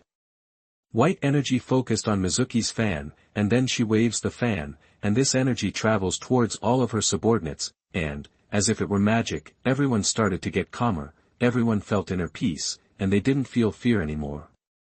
But, the enchantment didn't last long because Victor suddenly made a move and appeared in front of a hunter. He opens his mouth full of sharp teeth and bites the hunter's neck. Ah! Save me! Save me! The hunter couldn't scream anymore because soon he had turned into a dry mummy. It was like he lost all the blood in his body. Victor stops biting the hunter, and when he lets go of his head, the hunter's entire body disappears into ash. Even the hunter's blood that splashed on him disappeared without a trace. This demonstration made the hunters fearful. The only ones not affected were the more experienced hunters, all thanks to Mizuki's enchantment, and because they had seen something similar in the past. He destroyed my armor so easily. Mizuki couldn't help but comment in disbelief. Was I wrong in my judgment? She thought confused, then she ordered, this monster's body is very hot, if you don't have high-level protection techniques, don't come close. Or you will turn to ashes. Carlos. Yes, ma'am. Carlos runs towards Victor and punches him in the face. Victor looks at the fist in his face, and soon he smiles like he's not impressed. Monster, don't laugh at me. Carlos attacks him again, but it wasn't working. He couldn't hurt Victor's body. Victor grabs Carlos' bald head. Carlos feels his flesh burn as Victor holds his head. Victor runs towards another hunter and holds them by the head. The friend who was next to this hunter tried to cut off Victor's hands, but the golden sword only scratched Victor's skin. Victor looks at the two heads he was holding as if they were watermelons. He flashes a big, distorted smile. Carlos, realizing what Victor intends to do, quickly uses a defensive spell. Victor hits the heads of the two men together. Crack! Sounds of broken bones were heard by all the hunters nearby. Carlos managed to survive the attack, but the hunter who was his subordinate had his brain blown out. Victor grabs Carlos by the neck and throws him at the other hunters with all his strength. Ugh! Catch me! Carlos screamed when he realized he couldn't organize his center of gravity. he started to speak an incantation, and soon his body was glowing golden. Carlos' subordinates nod their heads and catch Carlos's body. Before Carlos can do anything, he sees a giant ball of fire flying towards them. The fuck? Boom! Seeing those fireworks, and hearing the screams of the hunters, Victor's sadistic smile grew in satisfaction. We must flee. A hunter spoke in fear, he swallowed his saliva and yelled, we cannot fight this monster. Are you going to run away from these demons? We must kill them. A more fanatical hunter spoke. Fuck it, I'm not going to die over bullshit like that. When this hunter was about to flee, he hears Mizuki's voice. Is that the attitude of a hunter? If you're not prepared to die, you shouldn't be in this job. She spoke in obvious contempt, she hated that hunter's cowardly attitude, she ignores the useless men, this monster is strange. He's strong, but he has the feeling of inexperience, he's just using his power directly. Let's try something. Bishamontan, give it to me, a weapon to destroy my enemies. She spoke in a neutral tone, and her fan began glowing red, then, suddenly, her fan turns into a 2-meter-long odachi. Mizuki lifts the odachi with her right hand as if it were not heavy and puts it on her shoulder, and displays a predatory smile. Everyone could feel that the air around Mizuki changed, if before she looked like an elegant woman, now she looked like a wild beast. Mizuki takes a talisman from her pocket with her left hand, closes her eyes, and holds the talisman in front of her. Aid no Saimai, lend me your wisdom to defeat this Oni. The talisman disappeared in blue light, and soon that same light began to cover Mizuki's body. When she opened her eyes, a magic circle was carved in them. Mizuki crouches a little, and slowly the sword blade starts to be covered in blue energy. She bends her knees and with a thrust, and flies towards Victor like a missile. When she got close to Victor, she brandished the odachi diagonally. Realizing the threat, Victor suddenly disappears in front of Mizuki and appears beside her, then he attacks her, trying to rip her head off.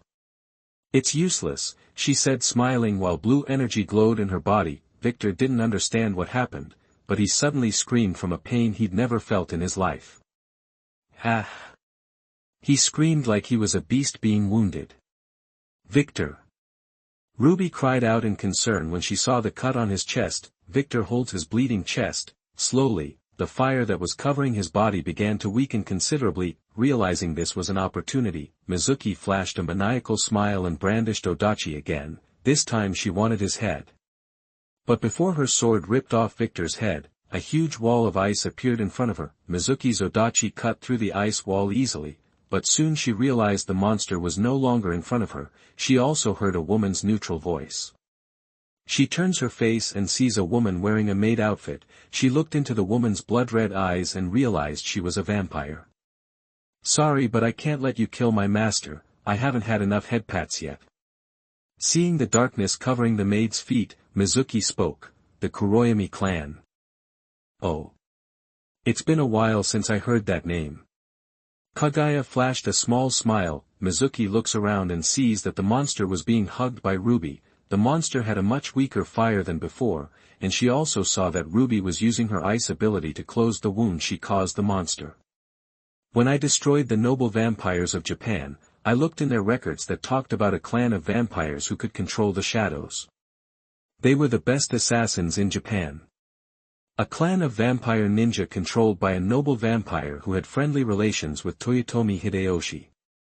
She looked around a little further and noticed that Ruby's maid had disappeared. Where is she?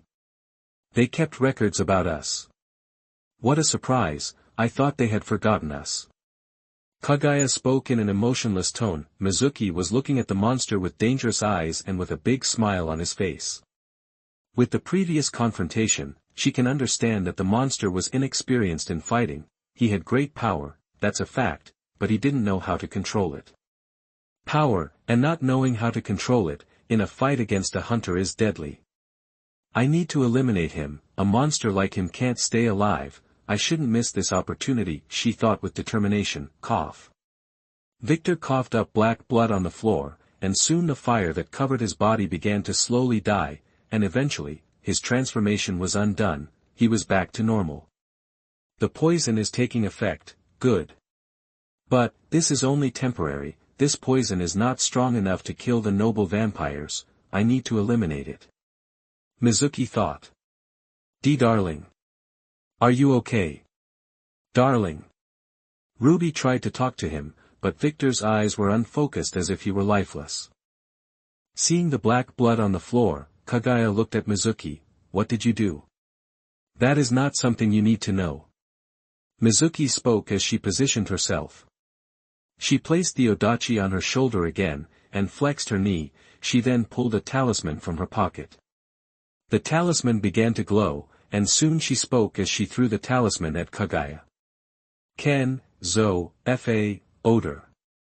A wave of flame erupted from the talisman and flew towards Kaguya. Kaguya looked at the fire neutrally approaching. On my ojutsu, this is something rare these days. Kaguya's body began to be covered by darkness, and soon 2 daggers appeared in her hands. She cuts the fire horizontally, and when the fire died out, she saw Mizuki running at high speed towards her. Kaguya's darkness began to grow. Slowly, the darkness began to leak towards the ground, and soon all the ground around her was covered with blackness. It was as if Kaguya had created a territory just for her. When Mizuki enters Kaguya's territory, suddenly thousands of black hands start coming out of the ground and heading towards Mizuki. Annoying Mizuki's sword starts to be covered in thunder, and with a diagonal swing, she eliminates all of the shadow hands created by Kaguya. Where is she? Mizuki said as she looked around. You hurt my master, that is a serious crime. She heard a voice in her ear. Mizuki tried to run away, but she couldn't. As soon as she felt a dagger piercing her heart, her face took on an expression of disbelief. It was as if she didn't believe she would be eliminated so easily. Cough. She coughed up blood on the floor. Kaguya pulls the dagger out of Mizuki's heart, and when she goes to cut off her head, she hears an ancient and powerful voice. Enough. A blue power left Mizuki's body, and Kaguya quickly disappears into the shadows and returns to Victor's side. A guardian spirit. Kaguya stared in shock as she looked at the old man who was floating around Mizuki. The old man waves his fan in his hand, and soon the wound Kaguya inflicted on Mizuki began to regenerate at high speed. He nodded satisfied, and looked at Kaguya with a neutral look. Oni, you use very sneaky techniques. Edited by, is unavailable. If you want to support me and read advanced chapters, currently up to 29, visit my Patreon, patreon.com/victorweissman. More characters images in, /4fetzaf, like it? Add to library. Don't forget to vote to support the book if you like it. Chapter 29, The 3 Wives Meet. You are listening at novelfull.audio. Thank you, Master, Mizuki said gratefully. Foolish disciple, you come to these foreign lands, and the first thing you do is fight without knowing the enemy. I'm disappointed. Did you forget what I taught you? The old man ignored Mizuki's thanks and began to lecture her. Ugh, Mizuki put a hand to her ear and tried to ignore her master's words, but unfortunately, she could hear the master's sermon in her mind. Kaguya looked at the old man, trying to find some characteristic that would let her recognize him as a historical figure. She knows that spirits are heroes who have fought and fallen in the past, and through magic, they can be summoned. She also knows that this is a technique of invocation that was lost a long time ago. Seeing the pentagram symbol on the fan in the old man's hand, she understood and discovered who it was. Abe no Saimai. The old man hears Kaguya's words, stops lecturing his disciple, and looks at Kaguya, then he opens his eyes a little. When Kaguya saw the magic pentagram that was similar to the magic circle Mizuki had in her eyes, she understood that she had guessed right. Oh. Do you know me, Oni? And to think that my legends have spread to this foreign continent. That when the old man was going to continue to say something, he heard the voices of 2 women. Darling. Violet, Sasha, and Maria arrived and looked at Ruby holding Victor, who had an unfocused look on his face as if he was lifeless. When Victor heard Violet and Sasha's voice, his blue eyes sparkled a little and he tried to move his hand, but he couldn't. He felt like his body was paralyzed and he couldn't move anything. He could understand and hear everything around but could not move. Violet jumps towards Victor and starts checking him out. Seeing that he was in a very bad state, her eyes started to darken in madness. She looks at Mizuki and says. You did it. Mizuki was going to try to say something, but she was interrupted by Violet's angry outburst. You did it. Fire started to come out of Violet's body, the atmosphere around her started to get suffocating, Violet was slowly losing herself in anger. Calm down, Violet, we need to get away, and heal our husband. Ruby spoke in a cold tone, as if by magic the fire around Violet disappeared, and her eyes sparkled with clarity. She looked at Victor and bit her lip in frustration. I should be by his side. I'm going to kill that bitch. Suddenly everyone heard an explosion as if lightning had hit the ground. Oni, what are you doing? The old man asked neutrally as he looked at Sasha, who attacked Mizuki, who defended herself with her odachi. Sasha didn't respond, she just looked at Mizuki with hate in her eyes. Lightning started to crackle around Sasha, and soon she disappeared in a flash and attacked Mizuki again. Mizuki wasn't able to attack, Sasha was too fast, so she just assumed a defensive position with her odachi and protected the vital parts of her body. The spirit looked at everything with interest, he didn't seem to be interested in interfering in the fight and continued watching everything with curiosity shining in his eyes. Sasha took the dagger from her legs and started making small cuts on Mizuki's body. The dagger couldn't pierce Mizuki's body. Give up, Oni. You can't penetrate my disciple's defenses, you're quick, but you're not strong enough. The old man spoke in a neutral tone. Sasha's eyes flashed with more hate when she heard the old man's words. She hates the woman for leaving Victor in that state, and she hates the old man for underestimating her. Sasha's body began to glow yellow. Sasha, don't lose your cool. If you use this power for too long, you will be incapacitated. Ruby exclaimed. Sasha yelled angrily, I don't care. I'm going to kill this bitch. Boom. Lightning struck Sasha's body, and slowly her body began to change. Her ears began to grow and become elongated like an elf, her teeth began to grow and become sharper, she grew a little higher, and soon she turned into a female version of the transformation of Victor. The only differences were that her body was covered in yellow lightning and that her power seemed to be concentrated in her legs. Another Count-class vampire. Mizuki said as she walked away from Sasha. For a moment she looked at the spirit with a hateful look. She knows that sadistic old man will only help with something if she is about to die. General, i.e. Mary. Carlos, who had burns all over his body, screamed when he saw Maria from afar. Maria looked at Carlos for a moment, her eyes gleamed with the desire to go back to him, but the master's order was absolute, she couldn't do anything. Ruby looked around and noticed that the hunters Victor had fought and not killed were returning to recovered states. She looked at Mizuki and saw that the woman was being healed by some strange technique she was using. The hunters had the upper hand. Mizuki is a general with a focus on support and melee combat. As long as she's alive, we won't be able to eliminate them all, not to mention that old spirit is still around. We have to retreat. Ruby analyzed the situation calmly. Sasha, hearing Carlos' voice, loses interest in Mizuki and looks at Carlos with eyes longing for revenge. Ruby for the first time got angry, and yelled, Sasha. Get a grip, decide what's most important to you now. Your revenge or our husband? Sasha turns to face Ruby, she looks at Victor lying on the floor like he's dead and bites her lip in frustration, but soon she makes a decision. She disappears from where she was and appears next to Victor. The only thing the hunters could see was a trail of lightning. Wah! Mizuki looked around and saw that the normal hunters had started to fall to the ground with their necks cut. All of them, who couldn't react to Sasha, were killed by her daggers. The only ones who survived were those hunters who had high-level defensive enchantments, like Carlos. We must back off, Sasha spoke as her transformation was undone. Seeing that Sasha was breathing a bit heavily, Ruby thought, she still doesn't control this transformation completely, she was too reckless. Oni. Do you think you're allowed to leave this place? The old spirit asked as he placed the fan in front of his mouth. Mizuki picks up and places the odachi on her shoulder, and speaks while holding a talisman with her other hand. Kirin, the messenger of the gods, the Onis are in my sight, and I need your help. That she positioned herself to run and attack the vampires but stopped when she saw her master motioning her to do nothing. Ruby looked at the old spirit with a smile on her face. We don't need your permission to leave this place, get your dick out of your ass, you're just a dead man. Then she looks at Sasha and Violet, as if indicating for them to do something. The two women smile as if they understand something.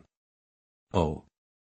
The old man opened his eyes, his expression shifting to disdain. You think? Just shut the fuck up, you trash. Why don't you go back to the hole you came out of? Didn't your mother teach you to be obedient? Violet spoke angrily, then she flashes her disdainful smile. Oh, I don't think she can do that. After all, she was busy satisfying her customers, she never could teach you anything. Heh. The old man's face began to distort in anger. You. Now. Ruby spoke. Kaguya suddenly disappears into the shadows and enters Victor's shadows. Soon after, Ruby creates a huge ice wall, Violet creates a big fireball and attacks the wall. Boom! An explosion occurred when the fireball hit Ruby's ice wall. Soon an intense fog was created around it. Seizing the chance, Sasha grabs Violet and Victor on her shoulders, and moves fast, leaving lightning trails behind. Ruby does the same to Maria and runs a bit after Sasha. Children's tricks.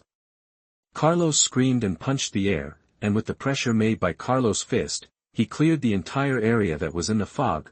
When he looked around and saw that there was no one, he shouted angrily.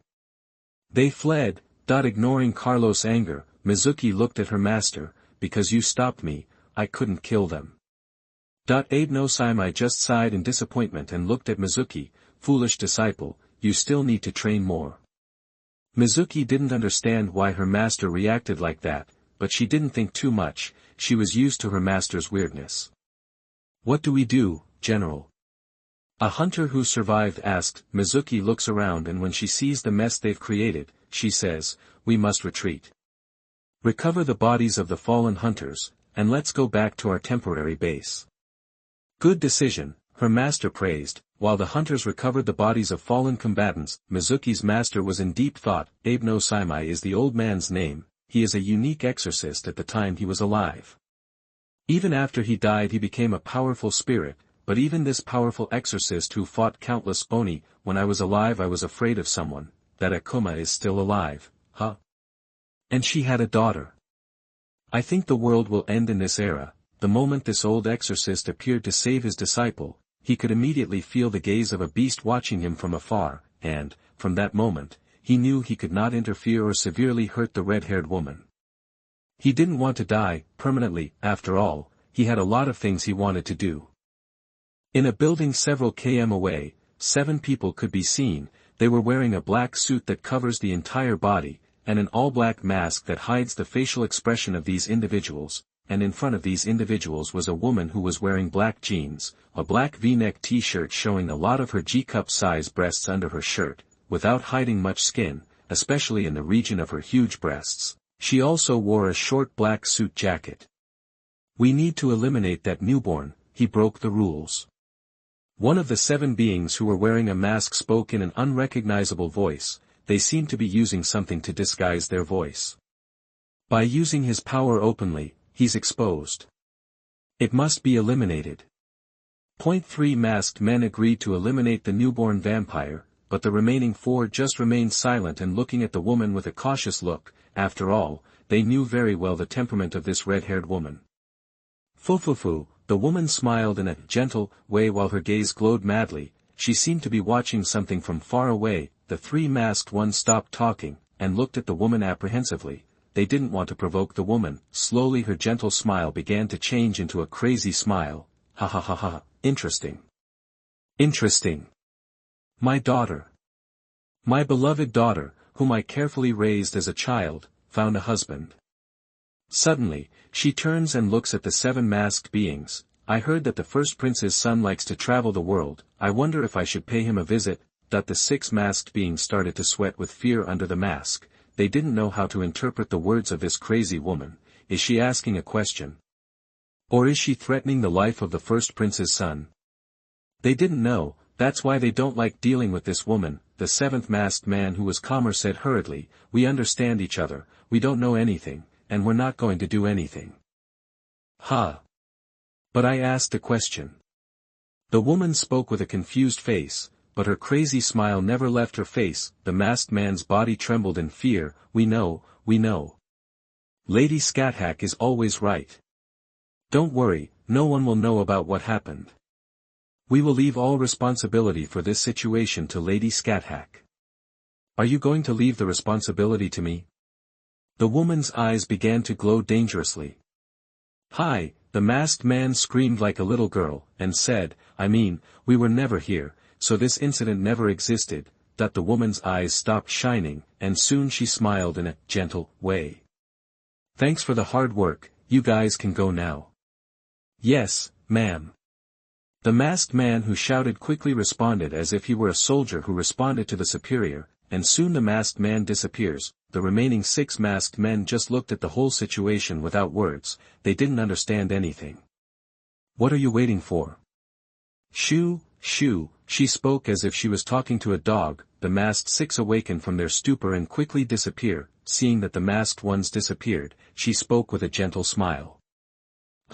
I think I will visit my daughter. But soon her expression changed to a serious face. But first I must sort some things out. Edited by is unavailable. If you want to support me and read advanced chapters, currently up to 30, visit my Patreon, patreon.com/VictorWeissman. More characters images in /4FETZAF, like it? Add to library. Don't forget to vote to support the book if you like it. Chapter 30, Scathach Scarlett. You are listening at NovelFull.audio. February 5th. 2 days after Victor, Violet, Sasha, and Ruby clashed with the Hunters, night, current location. The Vatican, headquarters of the Inquisition organization, in the skies over Vatican City, a red plane was flying at an altitude of over 30,000 feet. Lady Scathach, we've arrived, the pilot of the plane informed the woman who was lying lazily with a photo album on her face. The woman opens her eyes, takes the photo album from her face, and puts it on the table beside her. I'll be back soon, Ruby, the woman spoke, smiling lovingly as she looked at the photo album which started to freeze slowly, and soon it was in a pure ice chest that looked quite sturdy. The woman stretches a little and, when she does, her big breasts threaten to come out of the blouse she was wearing. But, even with that tempting sight, the pilot showed no reaction or looked at the woman's breasts. The woman smiled sensually and licked her lips teasingly when she realized the pilot showed no reaction to her beauty. This pilot attitude towards her was a good thing. She didn't want to change pilots again. The 101 previous pilots made the mistake of looking at her with lust, and today they are buried 6 feet underground. As a vampire who has been alive for over 2,000 years, she considers herself an old-fashioned woman. Looking is okay, but looking with lust is a big no. Because of that, she has killed many men in the past. Well, she admits she's a bit cruel. She likes to tease men and, when these men get lost in lust, she castrates the men and then kills them. In the end, this was all just a hobby for her, a sadistic joke for her to have fun when she was bored. Scathach cracks her neck a little. Let's pay a visit to my friend. Her face took on a confused expression. What's his name again? Kratos something. I think it was Zeus. Well, it's not important. She shrugged as if it didn't matter. Tony, keep flying over Vatican airspace, the woman ordered. My name is Lucas, ma'am. The man sighed tiredly. When he saw the woman's red eyes glowing a little, he quickly nodded his head. Yes, Lady Scathach, he accepted the order. Good, she smiled with a cold little smile. She opens the plane door, smiles a predatory smile, and, with a little kick of her feet, she jumps into the air. Let me get this straight. A man with long golden hair and golden eyes speaks with a tired face. He puts his hand on the brow of his face, and says, I gave the order to search and capture the vampire who stole the finger of Saint Mary, a sacred artifact, right? The man had the expression he said, I hope you're kidding. You're kidding, right? Please tell me you are kidding. Yes, Mizuki, who was called back to the Vatican, replied. She had just finished reporting everything that happened in the incident she was involved in 2 days ago. The man's expression crumbles. He looked depressed now. He sighs once more and presses a little button he has under the table, then he leans back in his chair while waiting for the person he just called, and, before long, just a few seconds later, someone knocks softly on the door and walks in. "Your Holiness," Alexander, the neutral-looking man, whose voice held a lot of respect, answered. Alexander, the man with golden hair and golden eyes, looked at the man who just walked in. He looked 25 years old with brown hair and brown eyes, standing at 180 centimeters tall. He was wearing white priest's robes. "General Kurtz, can you raise the alarm please?" Kurtz looked at Alexander with a neutral gaze, and without questioning said, "What's the alarm level, Your Holiness?" "Level 6. Is that demon coming?" he asked in a neutral tone, but Alexander could see he was hiding his fear from him. "Yes." Alexander nodded, then continued as he stared at the ceiling, "Actually, she's already here." His eyes seemed to glow golden for a moment. A sonic boom was heard by everyone present, and then they heard an explosion as if something was falling to the ground. Boom! The impact was so big that the structures around the impact started to shake a little. It was like a small earthquake. What? What is it?" Mizuki leaned a little against the wall as she exclaimed in surprise. Alexander gets up from his chair and, for the first time, Mizuki saw how tall this man was. He was 195 centimeters tall, and his toned body couldn't be hidden by the white priest's uniform he was wearing. Soon the man walked smoothly towards the window. "Mizuki, do you know what happened to the former general you took over for?" he asked in a gentle tone. "He died. But I don't know the details of death," she said. "Yes. He died. He was a good friend," Alexander said a little sadly. He opened the window and looked at the red-haired woman who had a huge smile on her face that showed all her sharp teeth. The woman was standing in a huge crater. She gently jumped out of the crater, and the moment she puts her feet on the ground outside the crater she was in, the whole area around the woman was frozen. It looks like the woman created her own territory for herself with more than 5 kilometers of pure ice. Scathach Mizuki swallowed a little saliva. "Indeed," Alexander nodded, "this demon killed the former general. She was shopping at the Vatican, and when our former general tried to harass her, she killed him and left me a letter of complaint claiming that I needed to improve the policemen that protect the Vatican." Mizuki opened her mouth in shock. She even thought she heard Alexander's words wrong. "Do you understand what I mean?" Alexander asked as he looked at Mizuki. What? She stuttered. Alexander sighed, and explained, "You hurt this demon's daughter." "What do you think she came here for?" Mizuki closed her mouth and said nothing. After all, she had thought it would be a good opportunity to kill Ruby, who could be a very dangerous vampire in the future. She had even thought that Scathach's strength was overestimated. After all, she wouldn't dare attack the Vatican alone, right? Destroying a third-world country is easy for any power in the world. After all, the country that Scathach destroyed in the past didn't have soldiers like the Vatican, but... Fuck. If she had known this information about the former general before, she wouldn't have tried to kill Ruby. "Your Holiness." Two voices were heard, and soon two men entered the room where the Golden Man was. General James, and General Leonardo. "Prepare for battle," Alexander spoke in a gentle tone as he opened the window and jumped out of the room. General James, a dark-looking man with black hair and black eyes wearing black priest's robes, was a short man at only 170 centimeters tall. James looked out the window. When he saw the woman who had created an ice throne and sat on it while waiting patiently, he looked at Mizuki. "What did you do, woman?" "Apparently I provoked a monster," Mizuki spoke in a sarcastic tone as she walked towards the window.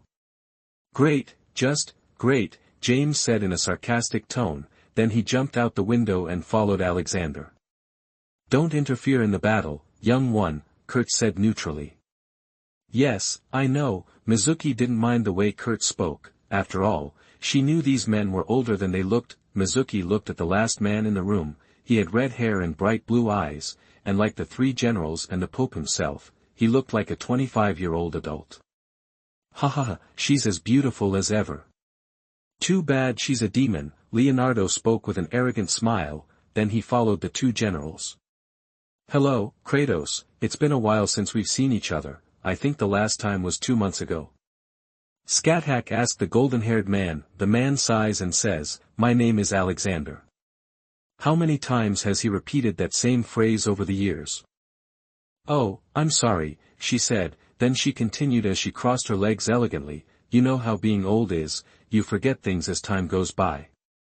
"You don't look old to me," Leonardo said with a smile on his face, but soon his expression darkened to pure fear as he felt Scathach's sheer killing intent.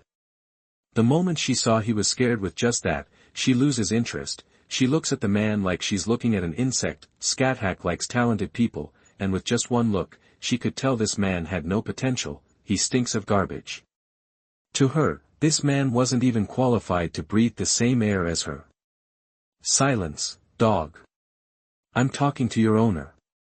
"Why you?" He tried to say something again, then, immediately, felt danger coming from around his neck. Boom. Just as the general tried to say something, Scathach moved and tried to decapitate the man. "You're crazier than usual, demon," Alexander said as he held Scathach's wrist. "I said silence, he must learn to listen to his elders." She spoke with a big smile on her face, then disappears again and sits on the ice throne she created. She crosses her legs elegantly again while keeping a sensual smile on her face. Leonardo just stayed silent while sweating a lot. He was just going to lose his life so without any effort. He looks at Scathach and thinks, "Crazy bitch. You've gotten stronger." She complimented him with a smile that showed off her sharp teeth. "Indeed, I've had a lot of time to train." He spoke with the same gentle tone. He didn't seem annoyed that she was trying to kill his general. 1900 years.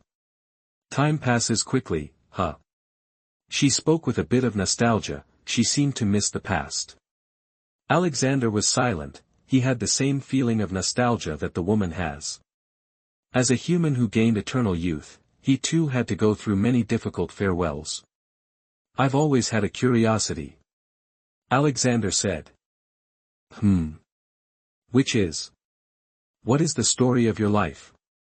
Alexander asked something he always forgot to ask, and the moment he asked that question, all three generals looked at Scathach with curiosity twinkling in their eyes.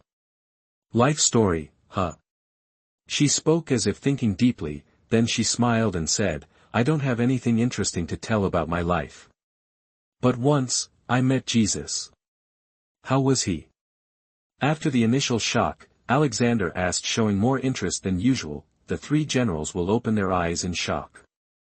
"He was a silly, and boring, man." She spoke with a smile on her face. The three generals clenched their fists in anger, but Alexander's expression remained the same. Soon Scathach continues, "I met him once in the past. He wasn't the saint you believe. He was a normal human. He shits, pisses, and eats.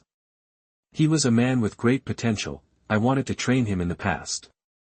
The four men opened their eyes in profound shock. A vampire training Jesus? Is this some kind of prank? That's what the generals were thinking. "I even asked him to be my disciple, but he refused. He preferred to help people than to grow stronger. He was a good-hearted man. Unfortunately, his good heart was what led to his death." She spoke with a disappointed face. She still thinks that if Jesus trained enough, he could have given her a good fight. The four men remained silent. The three generals had various emotions running through their bodies. They didn't know how to react to this revelation, although Scathach didn't care about their existence. "He didn't deserve that death," Alexander spoke in a melancholy tone. "Indeed," Scathach agreed. A moment of silence passed between Alexander and Scathach. Soon Alexander sighs again. He doesn't know how many times he sighed that day. "I'm sorry for what my subordinate did. She will be punished. Please can you go back as if nothing had happened?" Scathach's smile grew and said, "It's impossible.